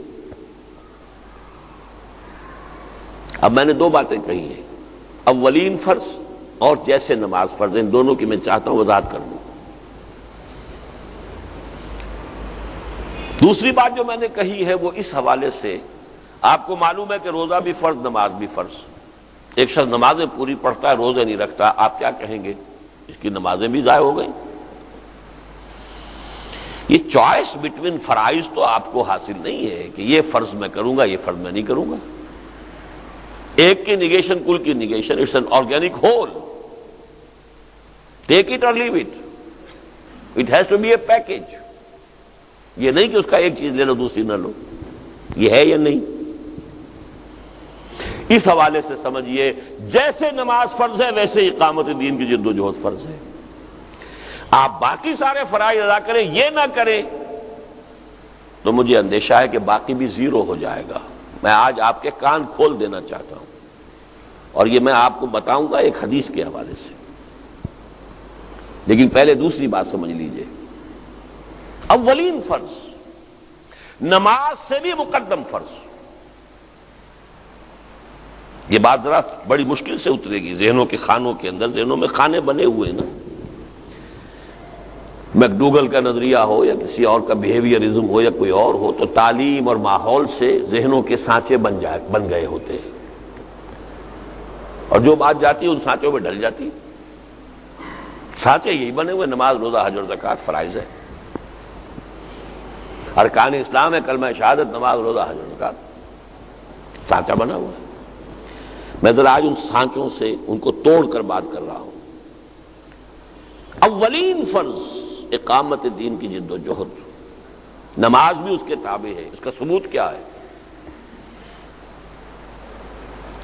نماز، یہ نماز جس کو ہم نماز سمجھتے ہیں، سن 11 نبوی میں جا کر فرض ہوئی ہے۔ پہلے کیا ہو رہا تھا؟ دعوت، تبلیغ، مارے کھائی جا رہی ہیں، تکلیفیں جھیلی جا رہی، وہ جہاد اور مجاہدہ۔ اولین کون سی شے ہوئی؟ دوسری دلیل نص سے چاہیے، وَاسْتَعِینُوا بِالصَّبْرِ وَالصَّلَاةِ، مدد حاصل کرو نماز سے اور صبر سے۔ یہاں بھی دیکھیے صبر کو مقدم، صلاۃ کو بعد میں، اور سب سے اہم بات یہ وَاسْتَعِینُوا، مدد حاصل کرو۔ مدد کسی مقصد کے لیے حاصل کی جاتی ہے۔ کس لیے مقصد، کس کے لیے مدد حاصل کرنی ہے؟ وہ مقصد بالا تر ہوگا، اور اس کے لیے مدد جو حاصل کرنی جائے گی وہ اس کے تابع ہو جائے گی کہ نہیں؟ وہ مقصد کیا ہے؟ دیکھیے یہ سورہ بقرہ میں بہت قریب قریب ہیں یہ آیتیں۔ 19ویں رکوع کی پہلی آیت ہے، یا ایھا الذین آمنوا استعینوا بالصبر والصلاۃ۔ اور 7ویں رکوع میں فرمایا وَكَذَلِكَ جَعَلْنَاكُمْ أُمَّةً وَسَطًا لِتَكُونُوا شُهَدَاءَ عَلَى النَّاسِ وَيَكُونَ الرَّسُولُ عَلَيْكُمْ شَهِيدًا، ہم نے اسی طرح تمہیں بہترین امت، درمیانی امت بنایا ہے تاکہ تم گواہ بنو پوری نوع انسانی پر، اور ہمارے نبی اور رسول تم پر گواہ بنو۔ یہ ہے اصل مقصد۔ اس مقصد کے لیے جو تمہیں قوت چاہیے، جو استقامت چاہیے، وہ ہے وَاسْتَعِینُوا بِالصَّبْرِ وَالصَّلَاةِ ان اللہ مع الصابرین، اور یہاں بھی دیکھیے صبر پر ایمفیسس زیادہ ہے، ان اللہ مع الصابرین، نماز سے پہلے بھی صبر، اور پھر آیت ختم ہو رہی ان اللہ مع الصابرین۔ ہمارے سوچ کے معیارات کچھ اور ہیں، وہ ایک خاص ہمارا ایک دور ہے جس کے اندر کہ وہ تصورات ڈھل گئے ہیں، بن گئے ہیں۔ حکومت انگریز کی ہوا کرے، میں تو تہجد پڑھ رہا ہوں، کفر کا بول بالا ہے تو میں کیا کروں، میں تو نمازیں پڑھ رہا ہوں، روزے رکھ رہا ہوں، باقی کاروبار بھی میں صحیح کر رہا ہوں، میں کوئی حرام کام نہیں کر رہا۔ What else do you want؟ پھر نوٹ کیجئے، میں ان کی بات نہیں کر رہا جو کاروبار میں سود کے اندر ملوث ہو، جو ملازمتوں میں غبن میں اور دھوکے میں اور فریب میں اور خیانت میں ملوث، ان کی بات نہیں کر رہا۔ 100% شریعت کے مطابق دین ہے، ان کی زندگی ہے، ان کی معاش ہے، ان کی معاشرت ہے، ہر شے 100% ہے، لیکن اگر غلبہ دین کی جد و جہد نہیں ہے تو یہ زیرو ضرب کھا کر ہر شے کو زیرو کر دے گا۔ میں آپ کے ساتھ خیانت نہیں کرنا چاہتا کہ جو بات مجھ پر اللہ تعالیٰ نے واضح کی ہے وہ میں آپ پر واضح نہ کر دوں۔ اب میں یہاں آپ کو ایک حدیث کا حوالہ دینا چاہتا ہوں۔ امام بیہقی اس حدیث کو لائے ہیں شعب الایمان میں، لیکن اس کی صحت پر اور مستند ہونے پر یہ دلیل کفایت کرتی ہے کہ مولانا اشرف علی تھانوی رحمۃ اللہ علیہ ایسے عالم حقانی نے اسے خطبات جمعہ جو مرتب کی ہیں ان میں شامل کیا ہے۔ کسی کچی پکی حدیث کو تو نہیں لا سکتے نا، وہ کسی ضعیف یا موضوع حدیث کو تو نہیں لا سکتے۔ حدیث کیا ہے؟ حضور فرماتے اوحى اللہ عز وجل الی جبرائیل علیہ الصلاۃ والسلام، اللہ تعالی نے وحی کے ذریعے سے حکم بھیجا، حکم دیا جبرائیل کو علیہ الصلاۃ والسلام۔ کیا حکم دیا؟ دیکھیے جبریل کی بھی ہم کلامی اللہ سے اس طرح نہیں ہوتی جیسی کہ میں اور آپ بات کر رہے ہیں، وہاں بھی وحی کا واسطہ ہے۔ اگر یکسر منہ برتر پرم بسوز تجلا بسوزت پرم، یہ نہ سمجھیے کہ وہاں بھی معاملہ جو ہے کوئی ڈائریکٹ روبرو ہے، نہیں، وہاں بھی وہی ہوتی ہے۔ اوحى اللہ عز وجل الی جبرائیل علیہ الصلاۃ والسلام ان اقلب مدینۃ کذا وکذا باہلھا، فلاں فلاں بستیوں کو پلپٹ کر دو، الٹ دو اس کے رہنے والوں سمیت۔ وہ عذاب جو کبھی پومپیائی پہ آیا تھا، یا وہ عذاب جو کبھی عمورہ اور صدوم کی بستیوں پر آیا تھا، نیچے سے بستیاں الٹ دی گئیں، اوپر سے ملبہ جو ہے آ گیا، یہ حکم آ گیا۔ قال فقال، حضور فرماتے ہیں کہ اس پر حضرت جبرائیل نے عرض کیا بارگاہ خداوندی میں، یا رب ان فیہا عبدک فلانا لم یعصک طرفۃ عین، پروردگار فلاں بستی کو الٹ دوں، اس میں تو تیرا فلاں بندہ بھی ہے جس نے کبھی پلک جھپکنے جتنی دیر بھی معصیت میں بسر نہیں کی۔ 100% شریعت کے مطابق زندگی ہو گئی کہ نہیں؟ یہ ان کی بات نہیں ہے جو نمازی، روزے دار، حاجی اور عمری تو ہوں، ہر سال عمرہ ہو رہا اور رمضان کا عمرہ ہو رہا ہر سال، لیکن کاروبار سود کا ہو رہا، یہ وہ نہیں ہے، یہ اس کیٹیگری کو ذہن سے نکال دیجیے۔ نیکی، زہد، تقوی، اس کی انتہا ہے یہ کہ لم یعصک طرفۃ عین۔ طرفۃ عین اصل میں نگاہ کا ادھر سے ادھر ہو جانا ہے، کوئی وقت لگتا ہے، لیکن اردو محاورہ ہے پلک جھپکنے جتنی دیر۔ عربی کا لفظی ترجمہ وہ ہوگا، لیکن محاورتاً ترجمہ ہوگا پلک جھپکنے جتنی دیر بھی تیرے اس بندے نے کبھی معصیت میں گناہ میں بسر نہیں کی، کیا اس کے اوپر بھی مستی کو الٹ دوں؟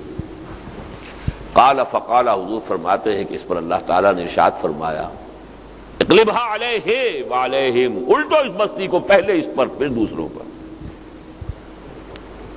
فإن وجهه لم يتمعر في ساعة قط، اس لیے کہ اس کے چہرے کا رنگ کبھی میری غیرت کی وجہ سے، میری حمیت کی وجہ سے متغیر نہیں ہوا۔ کیا مطلب؟ میرے احکام کی دھجیاں بکھرتی رہیں، میرے شاعر کا مذاق اڑایا جاتا رہا، میری شریعت پاؤں تلے روندی جاتی رہی، اور اس کے چہرے کا رنگ کبھی متغیر نہیں ہوا۔ انسان کو کم سے کم کمزور بھی ہو، کوئی شخص کسی کو فرض کیجئے ماں کی گالی دے دے، اب اگر تو اس میں جان ہے تو جانے نہیں دے گا اس کو، کہاں جائے گا گالی دے کر؟ اگر جان نہیں ہے فرض کیجئے، نہیں ہے طاقت، کمزور ہے، تب بھی یہ کہ چہرہ سرخ ہو جائے گا، اس کے جذبات کے اندر ایک طوفان آئے گا، اس کے اندر غیرت اور حمیت جوش مارے گی، پھر حسرت ہوگی کہ میں اس کا بدلہ نہیں لے سکتا، میں اس کی زبان بدی سے کھینچ نہیں سکتا، قہر درویش بر جانے درویش، لیکن یہ تو ہوگا نا کم سے کم۔ یہ بدبخت لگا رہا اپنی نیکی میں، اپنی نمازوں میں، اپنے روزوں میں، اپنے حجوں میں اور اپنے عمروں میں، اس کا دھیان ہی نہیں آیا کہ میری شریعت، میرا دین وہ کہاں ہے؟ وہ سربلند ہے یا پامال ہے؟ اقامت دین کا مطلب کیا؟ دین کو قائم کرنے کی جد و جہد، غلبہ دین کی جد و جہد۔ وہ جد و جہد کا عملاً تو تبھی ہوگا نا، تک شروع ہوگا جبکہ یہ غیرت ابھرے انسان کے اندر۔ پھر اس غیرت کے 3 مرحلے دیے گئے، دل میں یہ احساس ہو جائے، جذبات میں یہ غیرت ہو، حمیت ہو، یہ کم سے کم درجہ ہے، ابتدائی سٹیج ہے۔ اگلا درجہ پھر زبان انسان کھولے، غلط کو غلط کہے، تنقید کرے، نہی عن المنکر کرے، امر بالمعروف کرے، دعوت الی الخیر کرے، اور اس سے آگے یہ ہے کہ طاقت کے ساتھ منکرات کا استحصال کرے، جد و جہد کرے کہ پورا دین اپنی کلی شکل میں قائم ہو، نافذ ہو۔ یہ ہے وہ فرض عین کہ مغلوبیت دین کی کیفیت میں یوں بھی کہہ سکتے ہیں کہ اولین فرض یہ ہے، اور کم سے کم یہ سمجھیے، اگر یہ بھی نہیں سمجھیں گے تو میری بات بالکل سمجھ میں نہیں آئی، کہ کم سے کم یہ کہیں سمجھیے کہ اسی طرح فرض عین ہے جیسے نماز فرض عین۔ اولین کی بات تو سمجھ لیجئے کہ چلیے اس کا ایک فلسفہ ہے، اس کو سمجھنا ہوگا کہ وَاسْتَعِینُوا بِالصَّبْرِ وَالصَّلَاةِ آیا ہے تو کس چیز پر استعانت ہے؟ یہ 5 گانا نماز 11 برس تک نہیں تھی، اس سے پہلے کیا ہو رہا تھا، اس بحث کو چھوڑ دیجئے، لیکن یہ کم سے کم پہلی بات میری سمجھ لیجئے، دین غالب ہو تو بات اور ہے، دین مغلوب ہے تو اولین فرض بھی یا کم سے کم اس درجے میں کہ فرض عین ہے اسی طرح جیسے نماز، اقامت دین کی جد و جہد۔ البتہ اس میں یہ نوٹ کر لیجئے، دین کو قائم کر دینا فرض نہیں ہے، فرض تو وہ ہے نا جس پر محاسبہ ہوگا، یہ فرق ہو جائے گا۔ نماز پڑھنا فرض ہے، لازم ہے، دین کو قائم کر دینا فرض نہیں ہے، دین کو قائم کرنے کی جد و جہد کرتے رہنا فرض ہے۔ اس فرق کو ذہن میں رکھیے،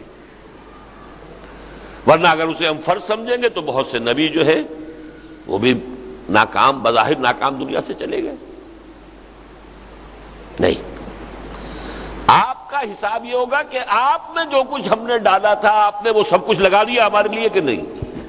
اللہ نے ڈالا ہے نا، کچھ صلاحیت دی ہے تو اللہ نے دی ہے۔ وہ قوت دی ہے اللہ نے دی ہے، صحت دی ہے اللہ نے دی ہے، مال دیا ہے اللہ نے دیا ہے، اولاد دی ہے اللہ نے دی ہے۔ جو کچھ تمہیں دیا تھا تم نے ہمارے دین کی اقامت اور غلبے کی جد و جہد میں لگا دیا، کھپا دیا یا نہیں؟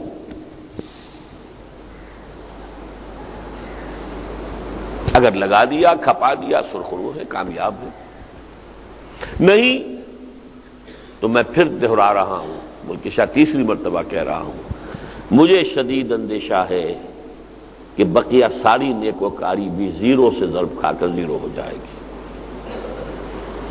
میرے غور و فکر کا، میرے سوچ بچار کا، میرے مطالعے کا قرآن، سنت اور سیرت، میں صرف سنت کو نہیں لیتا، سیرت کو لیتا ہوں خاص طور پر۔ سنت کا لفظ ہمارے ہاں زیادہ مستعمل ہے فقہی معنی میں، فقہی چیزوں میں، اور اسی لیے حدیث کی کتابوں میں بھی ترتیب یہی ہے کہ جو فقہی ابواب ہیں وہ پہلے آتے ہیں۔ سیرت ہے کہ جس میں وہ مراحل آتے ہیں کہ پہلے آپ نے کیا کیا، پھر آپ نے کیا کیا، پھر آپ نے کیا کیا۔ قرآن بھی نہیں ہے اس ترتیب سے، ترتیب نزولی سے قرآن نہیں ہے، حدیث کی کتابیں بھی اس ترتیب سے نہیں ہے، وہ ترتیب ملتی ہے سیرت رسول میں صلی اللہ علیہ وسلم۔ اس حوالے سے قرآن، سنت اور سیرت، ان تین چیزوں کو جمع کیجئے تو بات بنے گی کہ اس کا جو لب لباب ہے وہ یہ ہے کہ انسان اگر دین کی مغلوبیت کی کیفیت میں زندگی گزار رہا ہے تو اس کے لیے کم سے کم درجے میں یہ بات واضح رہنی چاہیے کہ اقامت دین کی جد و جہد اور اس میں تن من دھن لگا دینا اسی طرح فرض عین ہے جیسے نماز فرض ہے۔ اب دوسرا نقطہ لیجئے، نماز بغیر وضو کے ہو سکتی ہے؟ وضو کیا مطلوب ہے، مقصود ہے؟ نہیں، وضو شرط ہے نماز کے لیے۔ اصل مطلوب، اصل فرض نماز ہے۔ کتب علیکم الوضو تو کہیں نہیں آیا نا قرآن میں، اذا قمتم الى الصلاۃ فاغسلوا وجوہکم الی الآخر آیا، کہ نماز کے لیے ایک شرط ہے، نماز پڑھنی ہو تو یہ کرنا ہوگا، طہارت بھی اور پھر وضو بھی۔ جس طریقے سے نماز کے لیے وضو شرط ہے، ایسے ہی اقامت دین کی جد و جہد کے فرض عین کو ادا کرنے کے لیے التزام جماعت فرض ہے، شرط۔ یہ کام بغیر جماعت کے ممکن نہیں، فرد کیسے کرے گا؟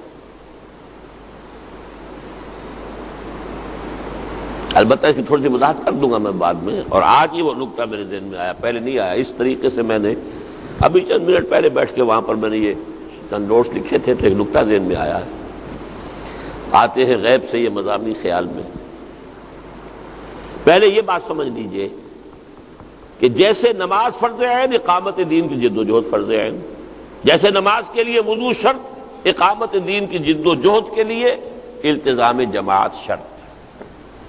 اب میں بہت طویل حوالے، علیکم بالجماعہ، جماعت تم پر لازم ہے، آمرکم بخمس بالجماعت والسمع والطاعت والہجرت والجہاد فی سبیل اللہ، یہ احادیث میں اس وقت بیان نہیں کر سکتا، اس پر بڑی مفصل تحریریں ہیں، تقریریں ہیں۔ میں تو چاہتا ہوں کہ تین نقطے آج واضح ہو جائیں، اس لیے دہرا کر I am hammering it and I apologize، اس لیے کہ بزم میں اہل نظر بھی ہے، تماشائی بھی، ایسے بھی لوگ ہوتے ہیں کہ جنہیں واقعی ضرورت ہوتی ہے کہ بار بار دہرا کر بات سمجھائی جائے، اتاری جائے۔ ایسے بھی ہوتے ہیں جو شاید انسلٹ فیل کرے اس میں اپنی، کہ کیا ہمیں بچے سمجھا ہوا ہے، یہ بھی ہو سکتا ہے۔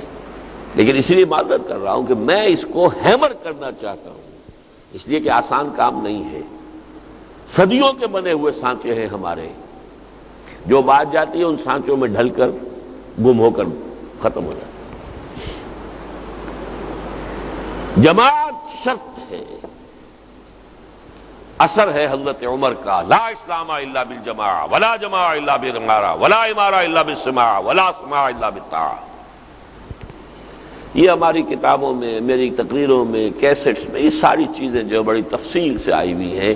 آج تو میں چاہتا ہوں کہ گنتی کر لیں انگلی پر تین چیزیں، دوسری چیز اس وقت میں بحث کر رہا ہوں، اس میں جو نقطے کی وضاحت کرنا چاہتا ہوں وہ کیا ہے؟ فرض کیجئے کہ کوئی جماعت انسان نہیں پاتا، کیا کرے؟ ایک فرد کی حیثیت سے کھڑا ہو جائے اور لوگوں کو بلائے جماعت بنانے کے لیے. فرض کی 10 سال لگے، کوئی دوسرا آدمی آپ کے ساتھ آتا ہی نہیں، آپ لگے ہوئے. یہ نہ ہو کہ یہ آپ کا کوئی سائیڈ ایشو ہے، وہ ایک وہ پیس ٹائم ہے، وقت گزاری کا مشغلہ ہے، یا یہ کوئی سائیڈ ایکٹیویٹی نہیں. آپ کی تمام توانائیاں لگی ہوئی ہوں اور 10 برس تک کوئی نہ آئے آپ کے ساتھ ایک آدمی ہو سکتا ہے، تو آپ اکیلے رہیں گے نا. یہ کیفیت تیمم کے درجے میں ہے. وضو نہیں کر سکتے تو کیا کرتے ہیں؟ تیمم. اور تیمم کے لفظی معنی کیا ہے؟ یہ نقطہ یہ ہے، تیمم کے لفظی معنی کیا ہے؟ قصد کرنا.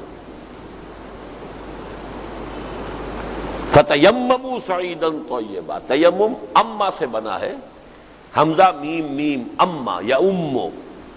امام بھی اسی سے بنا ہے جس کا قصد کرتے ہیں لوگ، اس کی پیروی کرتے ہیں. راستے کو شاہراہ کو بھی کہتے ہیں امام مبین، کیونکہ آدمی چل رہا ہے، فالو کر رہا ہے اسے، اس کے پیچھے پیچھے چل رہا ہے. آمین البیت الحرام، وہ حاجی جو جا رہے ہیں بیت حرام کی طرف، وہ آمین البیت الحرام. تو اما یا امو قصد کرنا. تیمم، وہ ارادہ کرو، قصد کرو، خود کھڑے ہو جاؤ. اکیلے بھی جماعت کے حکم میں ہو گئے. بلاؤ لوگوں کو، کال دیم من انصاری اللہ، کون میرا مددگار ہے اللہ کی راہ میں. یہ بھی گویا کہ جماعت کے قائم مقام ہو جائے گا، جیسے کہ تیمم وضو کے قائم مقام. لیکن یہ کہ اس کی فکر نہیں، اس کی سوچ نہیں، تو پھر نہیں، پھر تو بغیر جماعت زندگی گزر رہی ہے. تو دوسرا نقطہ، پہلا یہ کہ دین کی مغلوبیت کی کیفیت میں اقامت دین کی جد و جہد، غلبہ دین کی جد و جہد، اس میں تن من دھن لگانا اسی طرح فرض عین ہے جیسے نماز. دوسرا نقطہ، اس کے لیے کسی جماعت میں شامل ہونا، اور جماعت نہ ہو تو جماعت بنانا اسی طرح شرط لازم ہے جیسے نماز کے لیے وضو یا تیمم. اب تیسرا نقطہ یہ کہ وہ جماعت کیسی ہونی چاہیے. اس میں پھر 3 باتیں سامنے آئیں گی. یہ 3 ہی کی آج تکرار ہو رہی ہے. پہلے میں نے 3 لیول گنوائے تھے: انفرادی کامیابی، قومی اور ملکی کامیابی، ملی اور دینی کامیابی. اس کی نسبت ایک اعتبار سے کچھ اور ہے، دوسرے اعتبار سے کچھ اور ہے. آج ہم نیچے سے چل رہے ہیں، اہم ترین انفرادی کامیابی.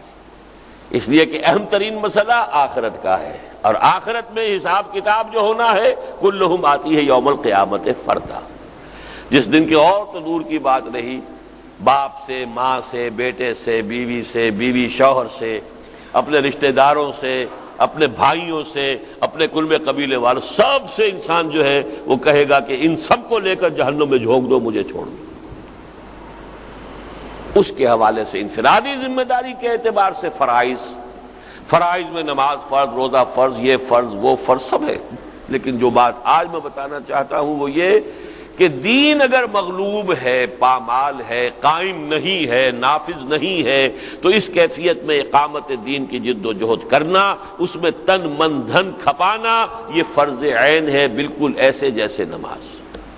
اور نمبر 2، اس کے لیے التزام جماعت. التزام کے معنی چمٹ جانا.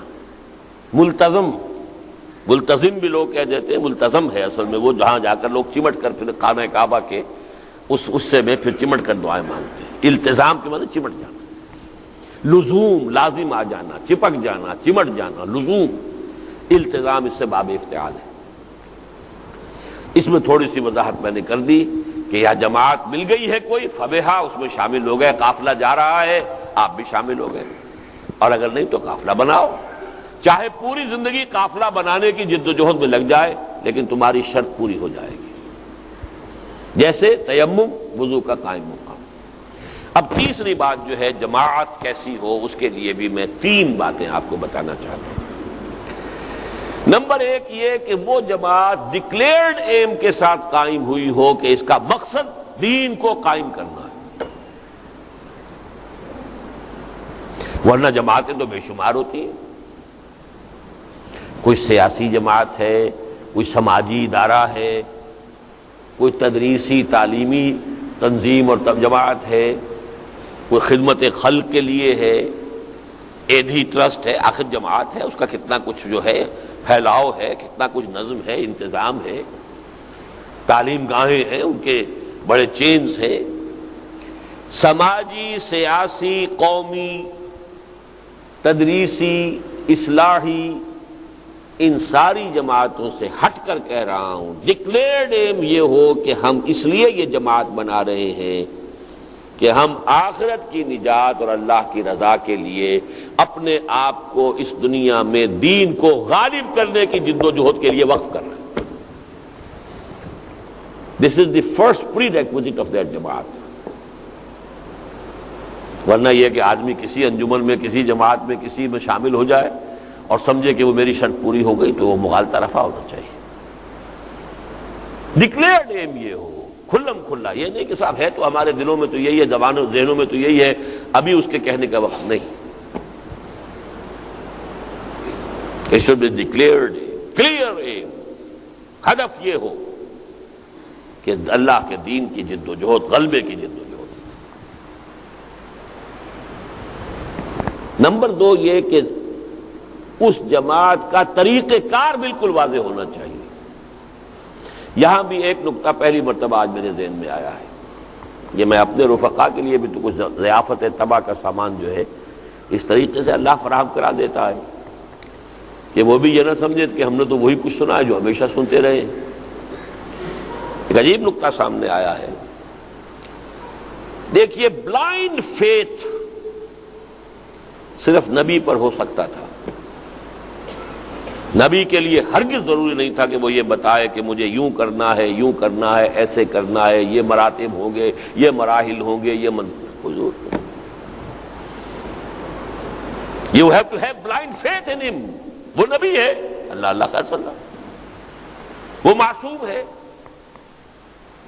کہیں اگر خدا نہ خواستہ کہیں کوئی امکان ہوا بھی غلط رخ میں پڑھنے کا، اللہ سیدھا کر دے گا، معصوم ہے. آپ اپنا ہاتھ اس کے ہاتھ میں دیجئے، فارغ اب. کوئی اور شخص اس پوزیشن میں نہیں ہے کہ آپ کہے کہ صاحب بس میں نے تو اس کو مان لیا. اگر یہ کیا تو گویا کہ یہ شرک فی النبوت ہو جائے گا.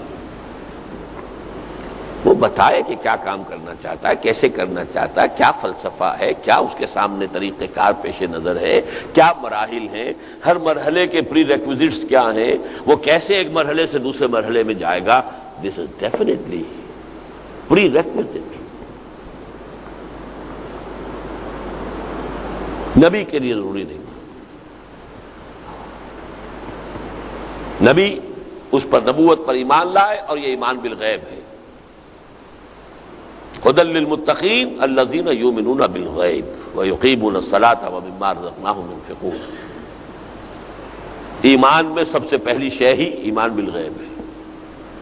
نبی پر ایمان کے بعد بس جدھر لے جائیں، دور مال حق حیث دار، جہاں بھی وہ لے کے جانا چاہیں جائیے.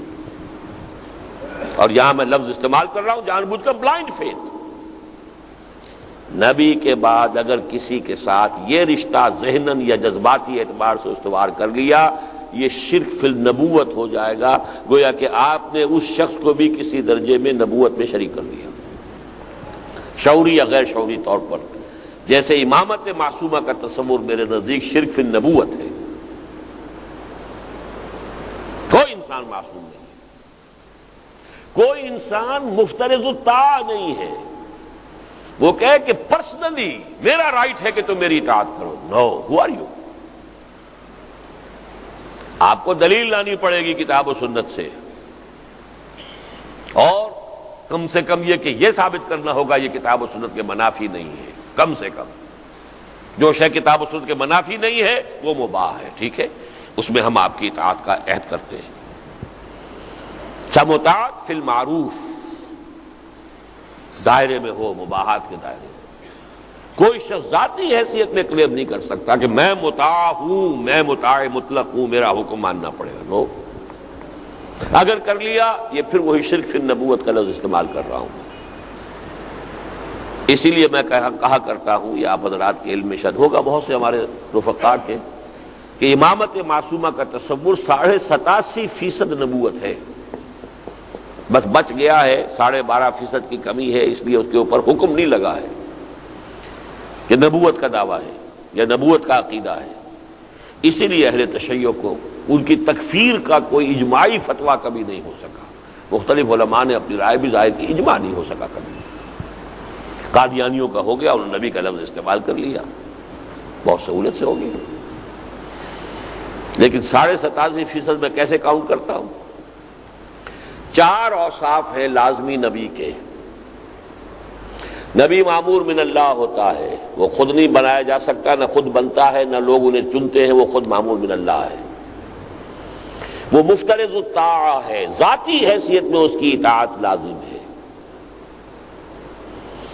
وہ معصوم عن الخطا ہے، غلطی کا صدور اس سے نہیں ہو سکتا، اور اس پر وحی آتی ہے. 4 ہو گئے، 25% ہر ایک کو کاؤنٹ کر لیجئے. امامت معصومہ کا جو تصور ہے اس میں وہ معمور من اللہ ہے، 25% ہو گئے. مفترض الطاعہ ہے، 50% ہو گئے. وہ معصوم عن الخطا ہے، 75% ہو گئے. وحی تو نہیں وہ کہتے کہ ان پر آتی ہے، لیکن کہتے ہیں کہ وحی کے اصل مفہوم کو صرف وہ جانتے ہیں. قرآن کو انٹرپریٹ کرنے کا صرف انہیں حق ہے، کسی اور کو حق نہیں. تو میں 12.5% اس کا شامل کر کے 87.5% کہتا ہوں اس کو. لیکن چونکہ اس تک نہیں پہنچا نبوت تک، اس لیے اس گرفت میں نہیں آیا. کاگنیزیبل آفنس نہیں بنا. قادیانیوں کا آفنس کاگنیزیبل ہو گیا. بہرحال دوسری بات جو میں نے عرض کی، جماعت کیسی ہو؟ ڈکلیئرڈ ایم ہو اس کا کہ وہ اقامت دین، غلبہ دین کی جد و جہد کے لیے قائم ہوئی ہے. اس کے حوالے سے میں اس وقت، کیونکہ میں نے ایک لفظ اوریاں پہلے بھی استعمال کیا ہے، آج کچھ باتیں اوریاں کر ہی دی جائیں. میں آپ سے صاف یہ بات بتا دینا چاہتا ہوں کہ کم سے کم پاکستان کی حد تک سوائے 2 جماعتوں کے کسی تیسری جماعت کا ڈکلیئرڈ ایم یہ نہیں. ایک جماعت اسلامی، اس کا دستور لیجئے، اس کا پورا پڑھیے، یہ مقصد وہ ہے اس کا، قائم ہوئی اسی کام کے لیے. وہ سیاسی تحریک نہیں تھی، وہ سماجی تحریک نہیں تھی، وہ اصلاحی تحریک نہیں تھی، وہ تبلیغی تحریک نہیں تھی، وہ تعلیمی تحریک نہیں تھی. ان تمام سے ہٹ کر اقامت دین کی جد و جہد، حکومت الہیہ کا قیام، نظام خلافت کا قیام، جو بھی آپ کہہ رہے ہیں وہ تو یہ کہ ایک ہی شے کی تعبیر کے لیے الفاظ مختلف ہو سکتے ہیں. نظام مصطفیٰ کہہ لیں، نظام اسلام کہہ لیں، دین محمد کہہ لیں، دین اللہ کہہ لیں. یہ دین محمد بھی ہے، دین اللہ بھی ہے. اذا جاء نصر اللہ والفتح ورأیت الناس يدخلون فی دین اللہ افواجا. یہ دینی بھی ہے، میرا بھی دین ہے. اس اعتبار سے اس کی تعبیرات مختلف ہوں گی، لیکن اقامت دین، حکومت الہیہ کا قیام، اس پر بھی میری وہ منہج انقلاب نبوی میں پوری بحث موجود ہے. صرف 2 جماعتیں، تیسری کوئی جماعت نہیں. تبلیغی جماعت ہے. اول تو اب وہ جماعت کے حکم میں بھی نہیں رہی، اس لیے کہ امارت کا معاملہ ان کے ہاں ختم کر دیا گیا.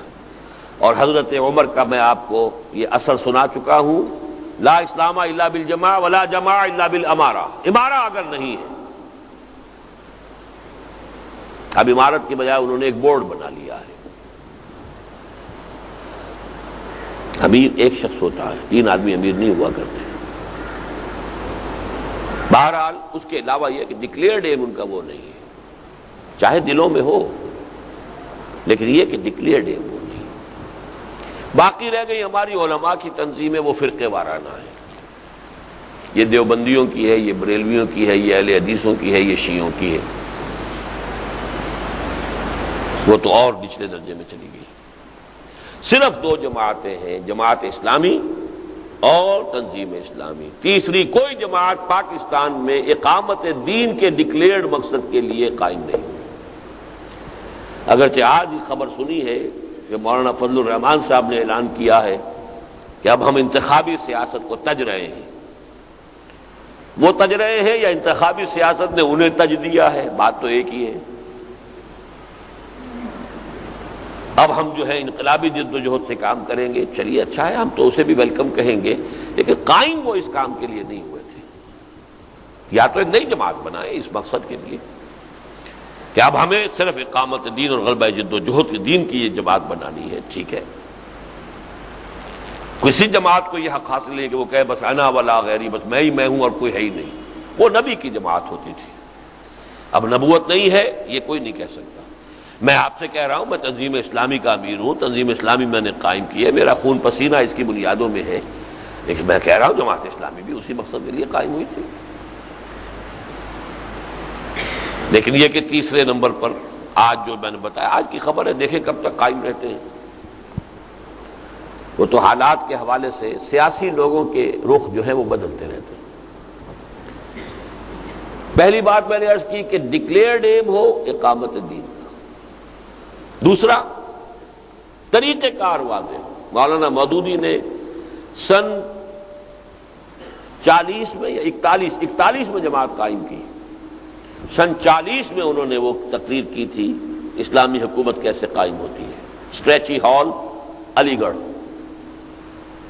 اپنا پورا نقشہ، ایک صالح جماعت کی ضرورت نامی کتابچہ، اور اسلامی حکومت کیسے قائم ہوتی ہے.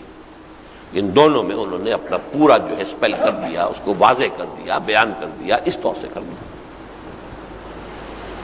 یہ دوسری بات ہے، یہ میری رائے ہے، کوئی اس کو صحیح سمجھے نہ سمجھے. میری کتابیں اس موضوع پر موجود ہیں، تحریک جماعت اسلامی ایک تحقیقی مطالعہ وغیرہ، کہ پاکستان بننے کے بعد وہ بھی 2 سال 3 سال اسی رخ پر رہے ہیں. لیکن سن 51 میں الیکشن کے میدان میں آ کر اب ایک پولیٹیکل پارٹی کی شکل اختیار کر لی. یہ میری رائے ہے. اب بھی اگر کوئی شخص یہ سمجھتا ہے کہ نہیں وہ طریقہ کار صحیح ہے اور وہ وہی طریقہ کار ہے جو تھا، تو ٹھیک ہے. اسے اگر وہ اپنے اس دیانت دارانہ رائے کی بنا پر جماعت اسلامی میں شامل رہتا ہے، مجھے کوئی اعتراض نہیں. لیکن شمولیت کا مطلب یہ نہیں ہے کہ کاروبار دھندے ہو رہے ہیں، چندے دے دیے، صرف دھندوں کے ساتھ چندے نہیں. شامل ہو، اس کی پالیسی میکنگ میں، ڈیسیجن میکنگ میں ان کا حصہ ہو، اس کے ڈسپلن میں ہو. یہ شمولیت ہے. شمولیت صرف تعاون کو نہیں کہتے. تعاون تو آپ بہت سی جماعتوں سے کر سکتے ہیں. تعاون البر والتقوی ولا تعاون علی الاثم والعدوان.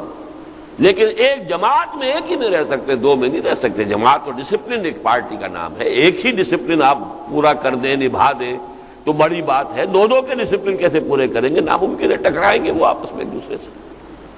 2 کشتیوں میں سوار نہیں ہو سکتے. جماعت ایک ہی ہوگی، البتہ ایک جماعت میں رہتے ہوئے دوسروں کے ساتھ تعاون، وقتی تعاون، فوری تعاون، جہاں جہاں جزوی طور پر ان کے ساتھ تعاون، یہ ہو سکتا. جماعت اسلامی اور تنظیم اسلامی، اس کے علاوہ تیسری نہیں. طریقہ کار جیسا کہ میں نے کہا مولانا نے واضح کیا تھا، لیکن میرے نزدیک ایک وقتی سی، وہ ثابت کر سکتا ہوں میں ان کی اپنی تحریر سے. رسائل و مسائل حساب میں آخری صفحوں کے اندر آپ کو مل جائے گی کہ آپ نے کہا تھا کہ ہم اس وقت یہ طریقہ آزما رہے ہیں جو نیا طریقہ اختیار کیا تھا. اگر ہم نے دیکھا کہ اس کے لیے دروازے بند ہیں تو پھر جس پر ہم پہلے سے عمل پیرا تھے ہم اسی کو ریورٹ کر جائیں گے. آج بھی یہ تحریر موجود ہے مولانا مودودی کی. اس کا مطلب ہے یہاں آ کر انہوں نے کچھ پالیسی بدلی ہے. یہ ان کے اپنے اس موقف کے اعتبار سے ثابت ہے طریقہ کار کے معاملے میں. باقی اب بھی ہدف ان کا وہی ہے، اس میں کوئی شک نہیں. تیسری چیز یہ ہے کہ اس جماعت کی تاسیس کیسے ہو، کس بنیاد پر ہو، آرگنائزیشنل سٹرکچر کیا ہو. اس میں جو میرا موقف ہے وہ یہ ہے کہ دستور بنا کر اس دستور کے ساتھ حلف لے کر کوئی شخص جماعت میں شامل ہو، جو ویسٹرن طریقہ ہے. یہ ہمارا طریقہ پرانا تو نہیں ہے یہ، لیکن یہ کہ بہرحال ویسٹ میں انسٹیٹیوشنز ڈیولپ ہوئے ہیں، بنائے گئے ہیں. ویسٹ میں یہ چیزیں بھی ایجاد ہوئی ہیں، بجلی ہے، لاؤڈ سپیکر استعمال کر رہے ہیں. اگرچہ ان کا استعمال مباح بھی ہو سکتا ہے، حرام بھی ہو سکتا ہے، لیکن چیزیں فی نفس ہی مباح ہے. اس پہلو سے وہ طریقے تنظیم بھی مباح ہے، حرام نہیں ہے. لیکن اس کے مقابلے میں 3 الفاظ میں استعمال کرتا ہوں: منصوص، مسنون، معصور۔ نص، قرآن و حدیث کی نص، وہ صرف ایک تنظیم کی طرف رہنمائی کرتی ہے، اور وہ ہے بیعت، شخصی بیعت کی بنیاد پر تنظیم۔ سنت، آپ کا تعامل، آپ کا طرز عمل، وہ بھی بیعت۔ جو آیا اسلام لایا، اس نے اسلام کی بیعت کی۔ جو اب منظم ہو رہے ہیں تو سم و طاعت کی بیعت ہے۔ کہیں اگر سرفروشی کا مرحلہ آ گیا ہے کہ یہاں سب کے سب ہلاک ہو جائیں گے، بھاگیں گے نہیں، تو بیعت رضوان ہو رہی، بیعت ہی بیعت ہے۔ خلافت ہو رہی ہے تو بیعت۔ پھر معصور، اثر کہتے ہیں ہم اپنی پوری تاریخ کے اندر چلے آئیے، آثار جو ہیں، تو خلافت قائم ہوئی تو بیعت پر۔ حضرت حسین میدان میں آئے چیلنج کرنے کے لیے اس وقت کے نظام کو، تو بیعت کی بنیاد پر۔ عبداللہ ابن زبیر آئے تو بیعت کی بنیاد پر۔ گویا کہ ہماری پوری تاریخ میں تنظیم کا ایک ہی طریقہ ہے، اور وہ منصوص بھی ہے، مسنون بھی ہے، معصور بھی ہے، وہ بیعت کا، شخصی بیعت، کہ جس شخص کے ساتھ اتفاق ہو، جس شخص کے طریقہ کار کے ساتھ متفق ہو جائیں، اور اس پر آپ کو اعتماد بھی ہو۔ دل کو چیر کر تو آپ دیکھ نہیں سکتے، لیکن اس کے ماضی کو دیکھیں، اس کے مشاغل کو دیکھیں، جتنی بھی اپنی توجہ ہو سکتی ہو ممکن، اس کو چھان پھٹک کر لے۔ اس کے بعد اگر قابل اعتماد نظر میں آئے تو اس کے ہاتھ میں ہاتھ دے کر بیعت کر کے، اور یہ طریقہ ہے تنظیم کا، جماعت سازی کا، جو منصوص ہے، یعنی قرآن اور حدیث کی نصوں میں موجود ہے، نصوص میں۔ مسنون ہے کہ حضور کی پوری سیرت میں، اس کی سنت میں آپ کو نظر آتا ہے۔ معصور ہے، ہماری پوری تاریخ کے اندر یہی تعامل رہا ہے، سوائے اس صدی کے کہ یہاں انگریز کے آمد کے بعد جو نظام بنے ہیں، وہ پھر دستوری قسم کی جماعتیں بھی بنی ہیں، جیسے جماعت اسلامی ہے، وہ بھی مباح ہے، وہ حرام کے درجے میں نہیں۔ یہ ہے 3 باتیں جو میں نے آپ کے سامنے رکھی ہیں، کہ جو میری آج کی گفتگو کا لب لباب ہے، اور یہی الدین و النصیحہ، خیر خواہی کے جذبے کے تحت میں آپ کو اپنے کم سے کم یہ 32 سالہ غور و فکر، سوچ بچار، اور جس پر کہ خود پھر میں نے اپنی زندگی کو استوار کیا ہے۔ یہ میرے لیے کوئی اکیڈمک ایکسرسائز نہیں ہے، صرف یہ میرے لیے کوئی علمی اور تصنیفی مشغلے کی حیثیت رکھنے والی شے نہیں ہے۔ اسی پر میں نے اپنی زندگی کو استوار کیا ہے، اسی پر الحمدللہ آج تک چل رہا ہوں، اور اسی پر جینے اور بقیہ جتنی زندگی ہے اس میں قائم رہنے، اور اسی پر مرنے کی جو ہے آرزو ہے۔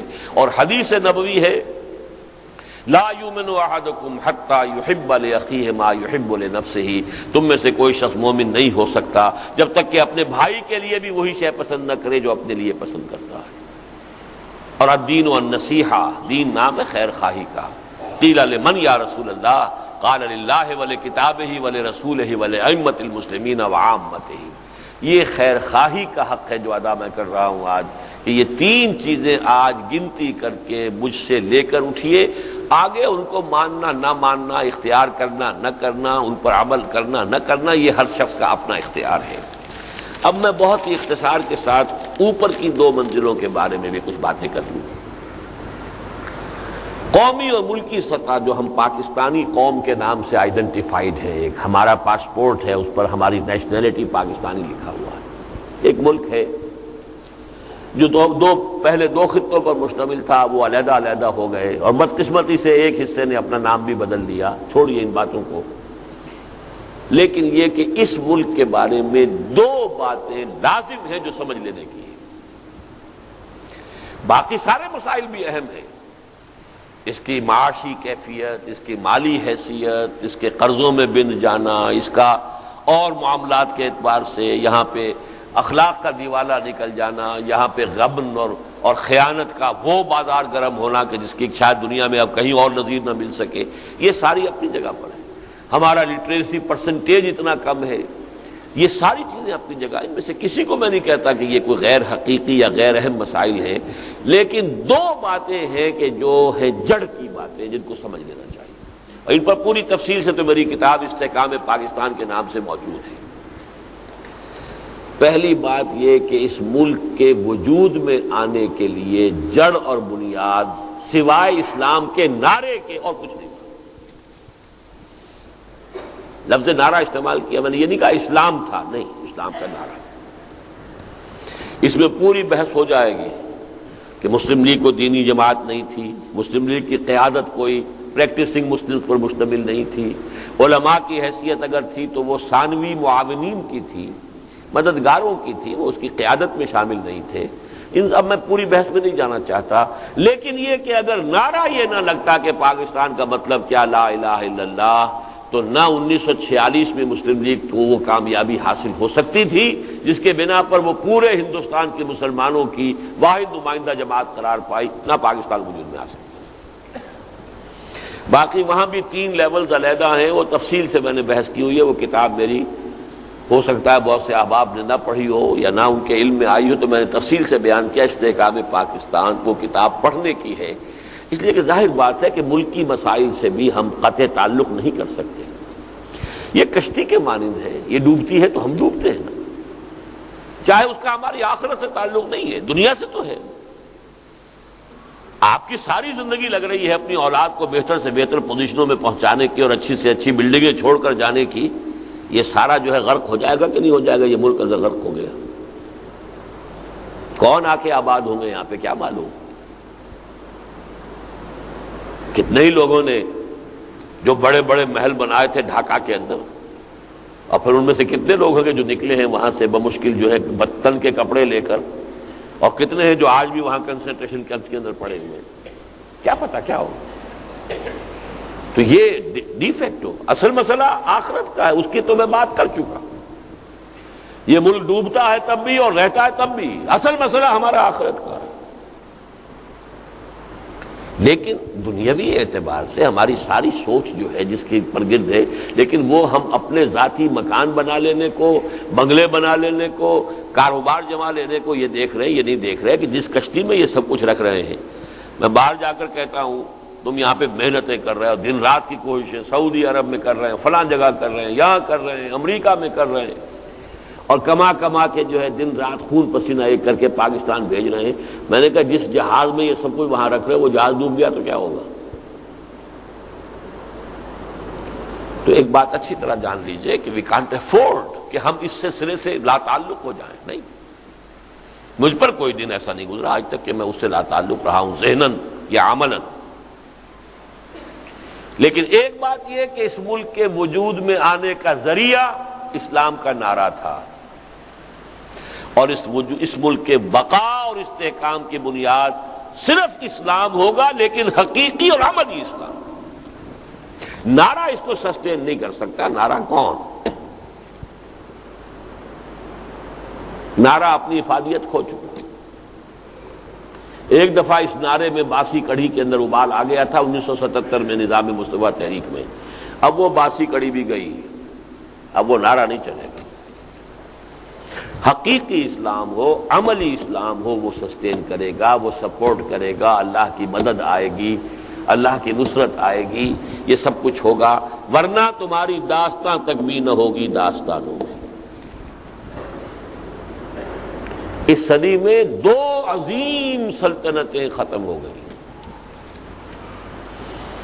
ان the very beginning, first world war کے بعد دی گریٹ آٹومان امپائر، سلطنت عثمانیہ ختم۔ یہ بوسنیا اور یہ البانیہ میں کیا ہو رہا ہے؟ یہ سب کا سب اسی کے باقیات و صالحات ہیں نا۔ یہ تو سارے علاقے شامل تھے سلطنت عثمانیہ میں۔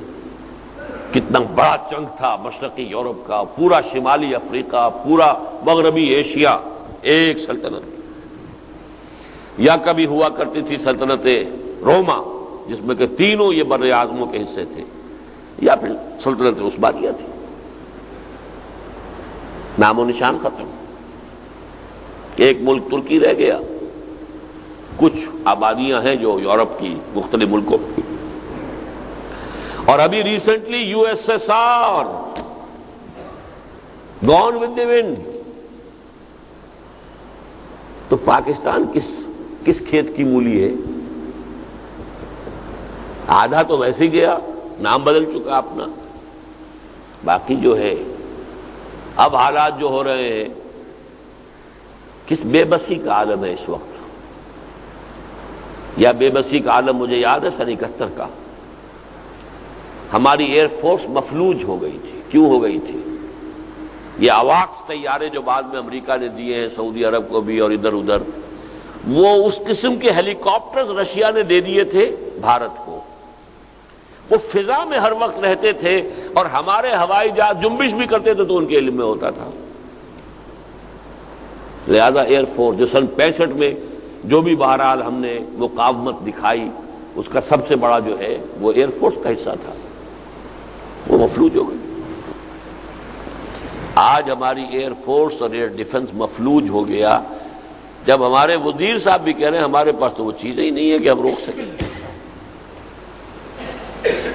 وہ تو 60,000 فیٹ کی بلندی پر یا 1,00,000 فٹ کی بلندی پر تھا، نہ اس کو ڈیٹیکٹ کرنے کے ہمارے پاس حالات ہیں اور نہ یہ کہ اس کو کہیں اس کو چیک کرنے کا ہے۔ حالانکہ یہ احمقانہ بیان ہے، انہیں یہ بیان نہیں دینا چاہیے تھا، لیکن یہ کہ بے بسی کا عالم ہے۔ اس کا کیا اثر ہوگا پوری قوم کی نفسیات کے اوپر، غور کرنے کی بات۔ تو یہ کوئی انہونی بات نہیں ہے جو میں کہہ رہا ہوں، اور میرا اپنا تجزیہ، میرا اپنا ٹائم ٹیبل تو یہ ہے کہ اللہ تعالیٰ نے پہلے 25 برس دیے تھے مہلت کے، اور اس کے بعد ایک کوڑا اللہ کے عذاب کا پڑا، اور ہمارے 95,000 قیدی بنے ہندو کے، جن میں سے 43,000 ریگولر ٹروپس تھے، فوج، پاکستان کی فوج، سپاہی سے لے کر جرنیل تک اس ہندو کی قید میں آئے جس پر کہیں 600 برس، کہیں 800 برس، کہیں 1000 برس حکومت کی تھی۔ تو بڑا پھوڑا بھی آ سکتا، اس کے لیے کیا کیا جائے؟ اب اس کے لیے کوئی شخص کسی اپنی اور سمجھ کے مطابق کام کر رہا ہو، اپنی انالیسس کے مطابق کام کر رہا ہو۔ میرے نزدیک چونکہ اس ملک کی بقا کا دار و مدار حقیقی اسلام پر ہے، لہذا اقامت دین کی جد و جہد میں جو وقت میں لگا رہا ہوں وہ استحکام پاکستان کی جد و جہد میں بھی لگا رہا ہوں۔ مجھ سے زیادہ خوش قسمت انسان کون ہوگا جو ایک تیر سے تیر شکار کر رہا ہو؟ سب سے بڑا شکار میری اپنی عاقبت ہے۔ اگر میں اپنا تن من دھن لگا دوں اس اقامت دین کی جد و جہد میں تو فلاح اخروی ہے، میرا اصل ہدف وہ ہے، اصل ٹارگٹ وہ ہے۔ لیکن میرے نزدیک یہی میرے اس ملک کی بقا کا، اس کے استحکام کا، اس کے لیے واحد بنیاد ہے، کوئی اور بنیاد ہے ہی نہیں۔ تو میں جو یہ کام کر رہا ہوں اسی میں گویا کہ میں اپنے اس وطن کا حق ادا کر رہا ہوں۔ یہ نوٹ کر لیجئے، یہ بھی دینی مسئلہ ہے۔ جس راستے سے آپ چلتے ہیں اس کا بھی آپ پر حق ہو جاتا ہے، حدیث ہے۔ اس راستے کا حق ہے کہ اگر کوئی ایذا والی شے پڑی ہوئی ہے تو اسے ہٹا کر اس راستے کو صاف کر دیں، یہ آپ پر حق ہے چونکہ آپ اس راستے پر چل رہے ہیں۔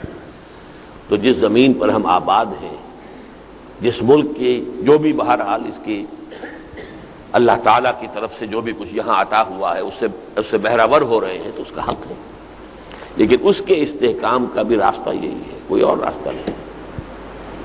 آپ بھیک مانگتے رہیے، آپ وہ F-16 کے لیے کرتے رہے، وہ اپنی جگہ پر ہے، اعدوا لہم ما استطعتم، وہ اپنی جگہ پر ہے۔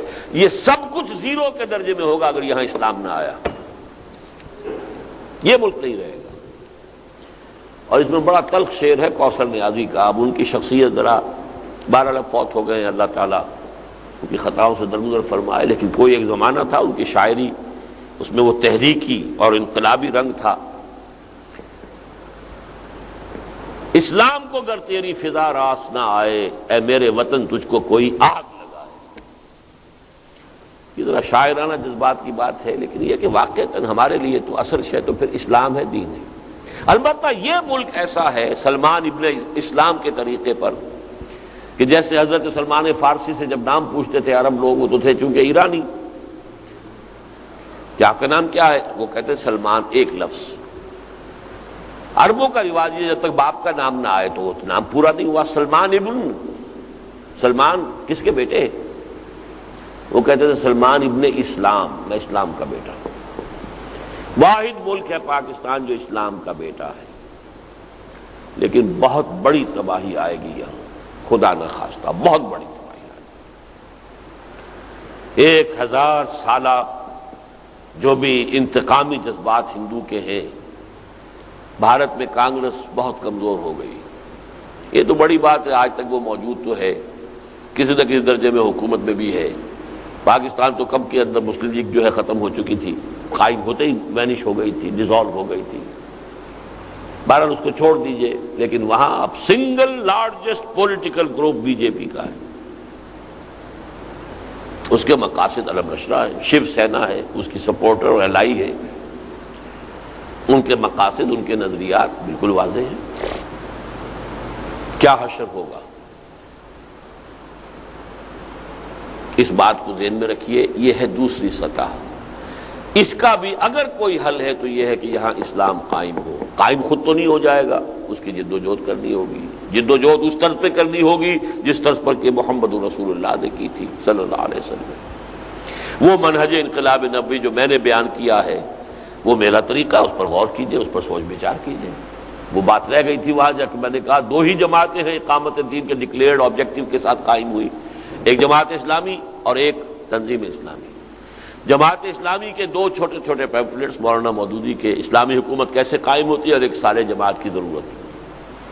یہ ان میں انہوں نے اپنا طریقہ کار بنیادی طور پر بیان کر دیا تھا. چینج کی ہے پاکستان میں آ کر، اس کا ثبوت میں انہی کی تحریر سے، ان کے حوالے سے آپ کو دے رہا ہوں.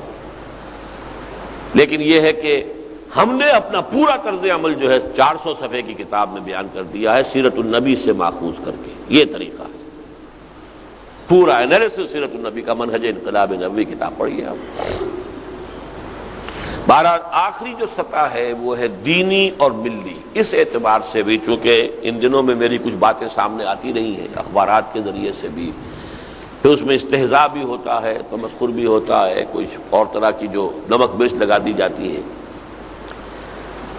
دیکھیے، ملت کی سطح پر اور دین کی سطح پر بھی ایک عمل ہے جو بہت جلد اپنے تکمیلی مرحلے کو پہنچنے والا ہے. وہ تکمیلی مرحلے سے مراد کیا ہے؟ پہلی بات قرآن سے سمجھیے کہ حضور کو بھیجا گیا غلبہ دین کے لیے. هو الذی ارسل رسولہ بالہدی ودین الحق لیظہرہ علی الدین کلہ. 3 دفعہ قرآن میں آیا. دوسری بات یہ کہ حضور کو بھیجا پورے عالم انسانیت کے لیے.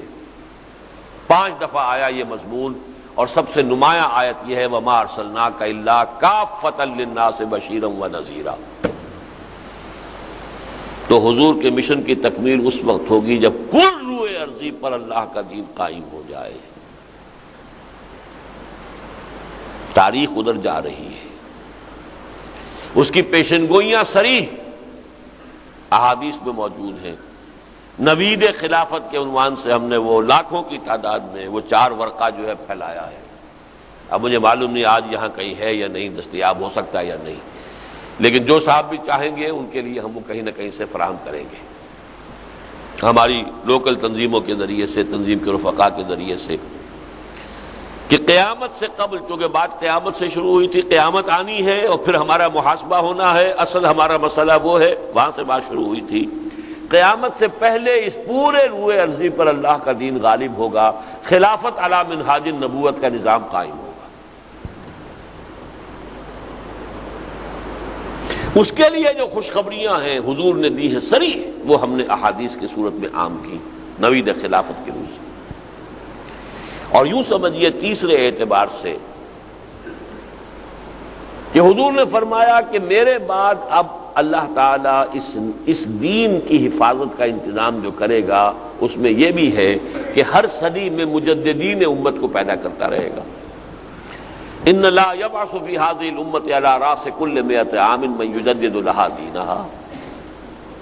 14 صدیوں کے مجددین، اب نام گنوانا جو ہے وہ اس کے میں وقت لگ جائے گا، لیکن یہ کہ بہرحال یہ نوٹ کر لیجئے کہ پہلے 1000 برس کے مجددین سارے عالم عرب میں آئے. 11ویں صدی، 12ویں صدی، 13ویں صدی، 14ویں صدی کے مجددین ہند میں پیدا ہوئے. احمد سرہندی رحمۃ اللہ علیہ، عبدالحق محدث دہلوی رحمۃ اللہ علیہ، شاہ ولی اللہ دہلوی رحمۃ اللہ علیہ، سید احمد بریلوی رحمۃ اللہ علیہ. 14ویں صدی میں شیخ الہند جیسا مجاہد حریت، علامہ اقبال جیسا مفکر، مولانا مودودی جیسا مصنف، مولانا الیاس جیسا مبلغ، پوری دنیا میں ان کے برابر کا، ان کی سطح کا، ان کے سٹیچر کا، ان کی قد و قامت کا کوئی شخص موجود نہیں۔ یہ انڈیکیشنز ہیں، 400 ایئرز انڈیکیشنز، ہسٹوریکل انڈیکیشنز۔ 15ویں صدی شروع ہو گئی، 17 برس اس کے جا چکے، 18ویں میں اب ہم ہیں۔ 15ویں صدی کا مجدد، یہ گمان کی بات ہے، خیال کی بات ہے، وہی ہوں گے جنہیں اہل تشیع کہتے ہیں، امام مہدی کے وہ ان کے 12ویں امام تھے، روپوش ہیں۔ حقیقت میں وہ بھی مجدد ہوں گے، جیسے یہ مجدد اپنی اپنی صدیوں میں پیدا ہوتے رہے۔ حضرت احمد سرہندی کوئی 1000 برس سے کہیں روپوش تو نہیں تھے، شاہ ولی اللہ دہلوی کہیں روپوش نہیں، روپوش ہوں گے عالم ارواح میں کہیں ہوں گے، عالم ارواح سے اپنے والدین کے ذریعے سے وہ دنیا میں آ گئے، ایسے ہی کوئی شخص۔ لیکن اہل سنت بھی مانتے ہیں کہ عرب میں اسلامی حکومت قائم کرنے کے لیے ایک عظیم شخصیت ابھرے گی۔ دوسری طرف اس کی حکومت قائم کرنے کے لیے، مضبوط کرنے کے لیے، مستحکم کرنے کے لیے مشرق سے اور خاص طور پر خراسان کی طرف سے فوجیں آئیں گی۔ یہ عجیب حقائق ہے، ذہن میں رکھیے۔ عرب قوم من حیث القوم کھوکھلی ہو چکی ہے۔ 2 اسباب ہو گئے اس کے کھوکھلے ہونے کے۔ ایک تو وہ مغرب کے بہت قریب تھی، یورپ کے بالکل قریب، یورپ کے اثرات اس پر سب سے پہلے پڑے۔ میڈیٹرینین جس کو ہم سمندر کہہ دیتے، سی، بحیرہ روم، وہ کیا ہے؟ ایک بڑی سی خلیج ہے، کیا ہے اس کے بحیرہ کیا ہے اس کا؟ ادھر یورپ، ادھر شمالی افریقہ اور ادھر شام، یہ ممالک جو ہے مغربی تہذیب ان کی رگ و پے میں سرایت کر گئی۔ ثانیاً جہاں تیل نکل آیا دولت، اور دولت نے ان کے اخلاق کا، ان کے اندر عیاشی اور عیش پرستی اور آسانیت، یہ سب کا پیدا کر کھوکھلی ہو چکی۔ یہی وجہ ہے کہ ایک مغضوب علیہم قوم کے سامنے سر جھکائے کھڑے ہیں، سب کے سب، یہود کے سامنے۔ شخص تو ایک ابھرے گا وہاں، لیکن اس کے لیے مدد یہاں سے جائے، مشرق سے۔ میرے عرب کو آئی ٹھنڈی ہوا جہاں سے، میرا وطن وہی ہے، میرا وطن وہی ہے۔ خراسان کے بارے میں حدیث آئی، وہ بھی ہمارے اسی کتابچے میں موجود ہے۔ یخرج من خراسان رایات سود لا یردها شیء حتی تنصب بإیلیا۔ خراسان سے سیاہ علم چلیں گے، انہیں کوئی لوٹا نہیں سکے گا، رخ پھیر نہیں سکے گا، یہاں تک کہ وہ ایلیا میں یعنی یروشلم میں جا کے نصب ہو جائیں گے۔ گویا کہ یروشلم ہمارے ہاتھ سے نکل چکا ہوگا، آج وہ کیفیت ہے۔ پہلی مرتبہ نکلا تھا، عربوں کے ہاتھوں سے نکلا تھا نا، واپس کس نے لیا تھا؟ عرب نہیں لے سکے تھے، کرد خون تھا گرم، صلاح الدین ایوبی رحمت اللہ علیہ۔ اب پھر نکل گیا، پھر کس کے ہاتھ سے نکلا؟ عربوں کے ہاتھوں سے نکلا۔ 67 وار، 6 days وار، اردن کی بھی پٹائی ہو گئی، اور مصر کی بھی ہو گئی، اور شام کی بھی ہو گئی، اور یروشلم بھی گیا، اور یہ سارے گولان ہائٹس بھی گئے، اور ویسٹ آف جارڈن بھی گیا، سینائی بھی گیا تھا، وہ تو انہوں نے واپس لے لیا۔ تو واپس مانا صلح مان کے نیچے ہو کر، تب مانا تسلیم کر کے، لیکن یہ کہ یہ پھر واپس لیں گے، لیکن لینے والے عرب نہیں ہوں گے، خراسان۔ اور خراسان وہ علاقہ ہے، ایک بڑا علاقہ تھا یہ، کہ جس کا ہارٹ ہے موجودہ افغانستان۔ کچھ علاقے پاکستان کے ایک تھوڑا سا چنک ہے جو اب بھی خراسان کے نام سے ایران میں ہے، صوبہ جس میں ابھی حال ہی میں بہت بڑا زلزلہ آیا تھا، خراسان، یہ آپ نے اخبارات میں پڑھا ہوگا۔ وہ چھوٹا سا ایک کونا ہے ایران کا، اور وہ ایک صوبہ ہے۔ اور یہ ہے در حقیقت، اور کچھ جو ہیں یہ جو روسی ترکستان سے، روسی USSR کی تحلیل کے بعد آزاد ہوئی ہیں، اس کے علاقے ہیں۔ یہ خراسان بزرگ، the greater Khorasan of the time of the prophet صلی اللہ علیہ وسلم، یہاں ہوگا جو ہونا ہے۔ مجددین امت کی تجدید دین، فکری کام، علمی کام ہندوستان میں اور یہ جو بھی کچھ ہوا ہے جہاد افغانستان کا 15 لاکھ آدمی جس قوم نے دے دیے ہیں، ظاہر بات ہے کہ جو قوم مرنے کے لیے تیار ہو جائے، جس نے مرنا سیکھ لیا ہو، جو موت کے ساتھ کھیل سکتی ہو، پھر اس کو کوئی شکست نہیں دے سکتی۔ یہ ہے کمنگ ایونٹس کی ایک تصویر، coming events cast their shadows before, جس کی خبریں دی گئی ہیں احادیث نبویہ میں، اور جس کی طرف تاریخ خود بخود رفتہ رفتہ بڑھتی چلی جا رہی ہے۔ ادھر آرمگڈون ہونا ہے، الملامت العظمیٰ ہونا ہے، ادھر جنگ ہونی ہے، اور ادھر سے مدد جائے گی۔ اس کا مطلب ہے اس علاقے میں پہلے قائم ہو چکے گا تو جائے گی نا مدد۔ یہ ہے وہ بات کہ ملت کا اور دین کا غلبہ ہوگا، اس صدی میں ہوگا۔ 14ویں صدی میرے نزدیک اس کے لیے تمہید کی صدی تھی، اور 15ویں صدی ہجری جو ہے اس کی تکمیل کی صدی ہے۔ یہ ہوگا۔ میں ایک بڑا پیارا شعر آپ کو سنا دوں، ویسے تو اقبال نے اردو میں بہت کہا اس کو، دنیا کو ہے پھر معرکہ روح و بدن پیش، ابلیس نے پھر اپنے درندوں کو ابھارا، اللہ کو پامر دیے مومن پہ بھروسہ۔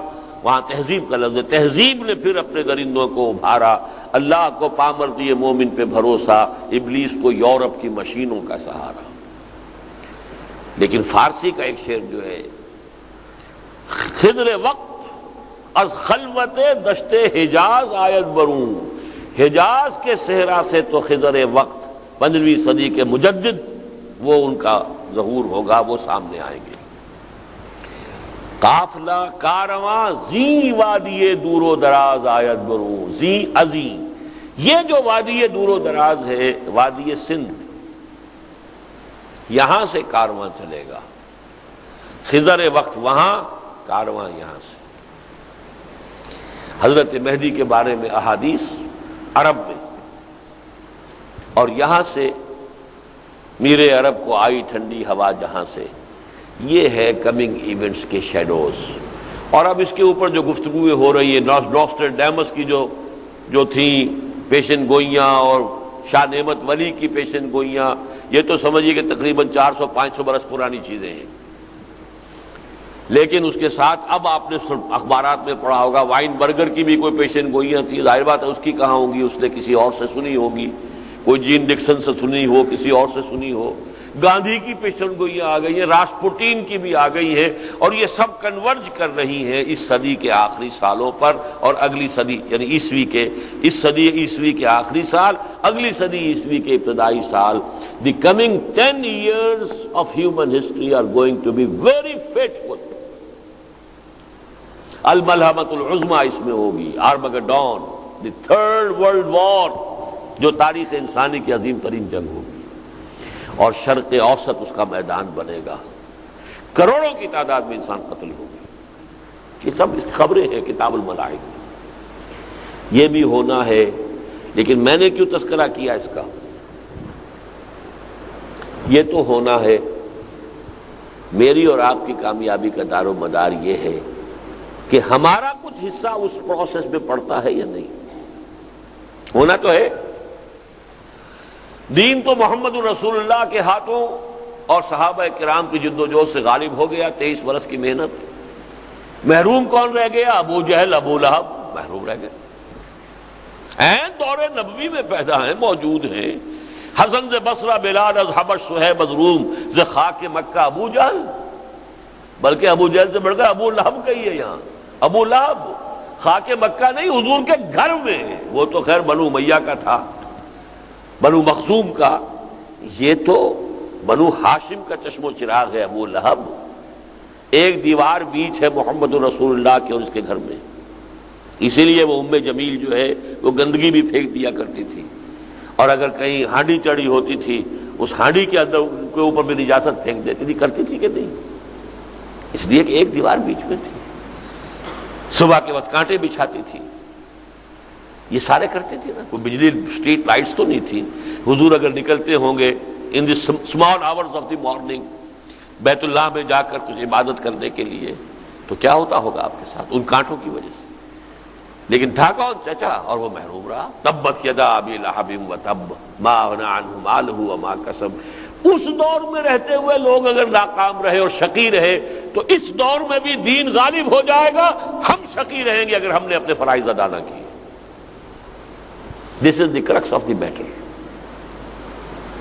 یہ نہیں ہے کہ دین غالب ہو گیا تو ہم کامیاب ہو گئے. ہم کیسے کامیاب ہو گئے؟ عین حضور کے ساتھ ہو کر ایک شخص جنگ کر رہا ہے، مر گیا ہے، شہید ہو گیا، قتل ہو گیا. سب لوگ کہہ رہے ہیں وہ تو جنت میں پہنچ گیا. حضور نے فرمایا میں نے تو اسے دوزخ میں دیکھا ہے.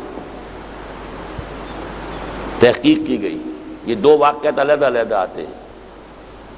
ایک تو یہ ہے کہ زخمی ہو گیا تھا اور زخموں کا جو درد کرب تھا وہ برداشت نہیں ہو سکا، خودکشی کر لی تھی. اپنے عمل سے جہنمی بن گیا، چاہے وہ محمد رسول اللہ کے ساتھ ہو کر جنگ کی ہے اور زخمی ہوا. تو کلہم آتی ہے یوم القیامت فردا. یہ نہیں کہ آپ محمد کی جماعت میں شامل تھے تو کیا کہنے، بس آپ تو پاک ہو گئے، صاف ہو گئے. محمد کی جماعت میں عبداللہ ابن ابی بھی تھا جو کھڑے ہو کر جامع مسجد جمعے کے وقت کہتا تھا، پہلے اعلان کرتا تھا لوگوں ان کی باتیں توجہ سے سنو، یہ اللہ کے رسول ہیں. شقی ہے، شقی رہا، شقی چلا گیا دنیا سے. دین کا غلبہ تو ہونا ہے. میری اور آپ کی کامیابی. بڑا پیارا شعر ہے، چسود از رہبر کامل تہی دستان قسمت را، خضر از چشمہ حیواں تشنہ می آرد سکندر را. کوئی شخص تہی دست ہو، تہی دستان قسمت، خود بدبخت ہو تو خضر وقت بھی اس کی انگلی پکڑ کر لے کر چلے گا تو اسے کچھ فائدہ نہیں ہوگا. کہ چشمہ حیواں تک پہنچا کر بھی حضرت خضر سکندر کو واپس لے آئے، پانی نہیں پینے دیا، وہاں پہنچا تو دیا تھا. جسود از رہبر کامل تہی دستان قسمت را، کیا فائدہ. خضر از چشمہ حیواں تشنمی آرد سکندر را. تو اگرچہ یہ ہونا ہے، یہ میں نے اس حوالے سے کہا یہ ہونا ہے، لیکن اگر ہم اس پاکستان میں اقامت دین کی جد و جہد میں اپنا خون پسینہ ایک کریں تو ہم اس پروسیس میں بھی شریک ہیں. یہ ہے وہ تیسرا شکار. پہلا شکار میری اپنی عاقبت ہے، اس کے لیے میں نے ساری شروع جو کیا تو یہیں سے کیا. کلہم آتی ہے یوم القیامت فردا، لا یسأل حمیم حمیما یبصرونہم یود المجرم لو یفتدی من عذاب یومئذ ببنیہ وصاحبتہ واخیہ وفصیلتہ التی تؤویہ ومن فی الارض جمیعا ثم ینجیہ کلا یوم یفر المرء من اخیہ وامہ وابیہ وصاحبتہ وبنیہ لکل امرئ منہم یومئذ شأن یغنیہ. وہ ہے ہمارا اصل ہدف. اس کے لیے فرائض دینی، باقی سارا آپ کو معلوم ہے، مجھ سے بھی بہتر معلوم ہوگا. نماز کے یہ فرائض ہیں اور فلاں یہ فرائض ہیں. سب جو کمی رہ گئی ہے میں نے بیان کی. ایک دین کی مغلوبیت کی کیفیت میں اس کو غالب کرنے کی جد و جہد. اولاً تو یہ سمجھ میں آ جائے، بات تو بہت اچھا ہے کہ اولین فرض عین یہ ہے. نماز بھی اس کے لیے درکار ہے، روزہ بھی اس کے لیے درکار ہے، انفاق بھی اس کے لیے درکار ہے. اولین یہ ہے. ورنہ کم سے کم یہ تو سمجھیں کہ جیسے نماز فرض عین ہے ویسے ہی فرض عین. نمبر دو، جیسے نماز کے لیے وضو شرط ہے ایسے ہی اس فرض کی ادائیگی کے لیے التزام جماعت شرط ہے. ہاں، اور جیسے وضو کے ساتھ تیمم ہو سکتا ہے اگر کسی شخص کو کسی جماعت پر کوئی اعتماد نہیں، اس میں یہ خرابی ہے، اس میں یہ غلطی ہے، اس میں یہ چیز صحیح نہیں ہے، ٹھیک ہے خود کھڑا ہو جائے. اپنا تن من دھن، اپنی پوری جد و جہد. سن 65 سے لے کر 75 تک 10 برس میں نے جد و جہد کی ہے، تب تنظیم اسلامی قائم ہوئی. میں بغیر جماعت نہیں تھا اس وقت بھی، اس لیے کہ میں جماعت بنانے کی جد و جہد کر رہا ہوں. وہ تیمم ہے میرا. تیمم کے معنی قصد کرنا ہے. تو جماعت ہو یا جماعت کا قصد موجود ہو. اور نمبر 3، وہ جماعت 3 شرطیں پوری کرے. نمبر 1، ڈکلیئرڈ ایم آف اقامت دین. نمبر 2، اس کا طریقہ کار بالکل واضح ہو، معین کرے کہ یہ طریقہ کار ہے. نمبر 3، البتہ میں نے کہا کہ جدید قسم کی جمہوری دستوری تنظیمیں بنانا بھی مباح ہے، لیکن منصوص، مسنون، معصور بنیاد اس اقامت دین کی جد و جہد کے لیے قائم ہونے والی جماعت کی وہ بیعت سمع و طاعت فی المعروف ہے۔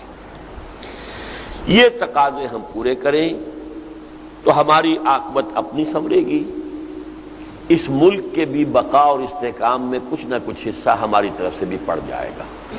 اصل یہی ہے، اور وہ عالمی غلبہ اسلام دین کی جو اس دنیا کے اندر، دین کی دنیا میں آخری اور کامل کامیابی جو ہے، اس میں بھی ہمارا حصہ شامل ہو جائے گا۔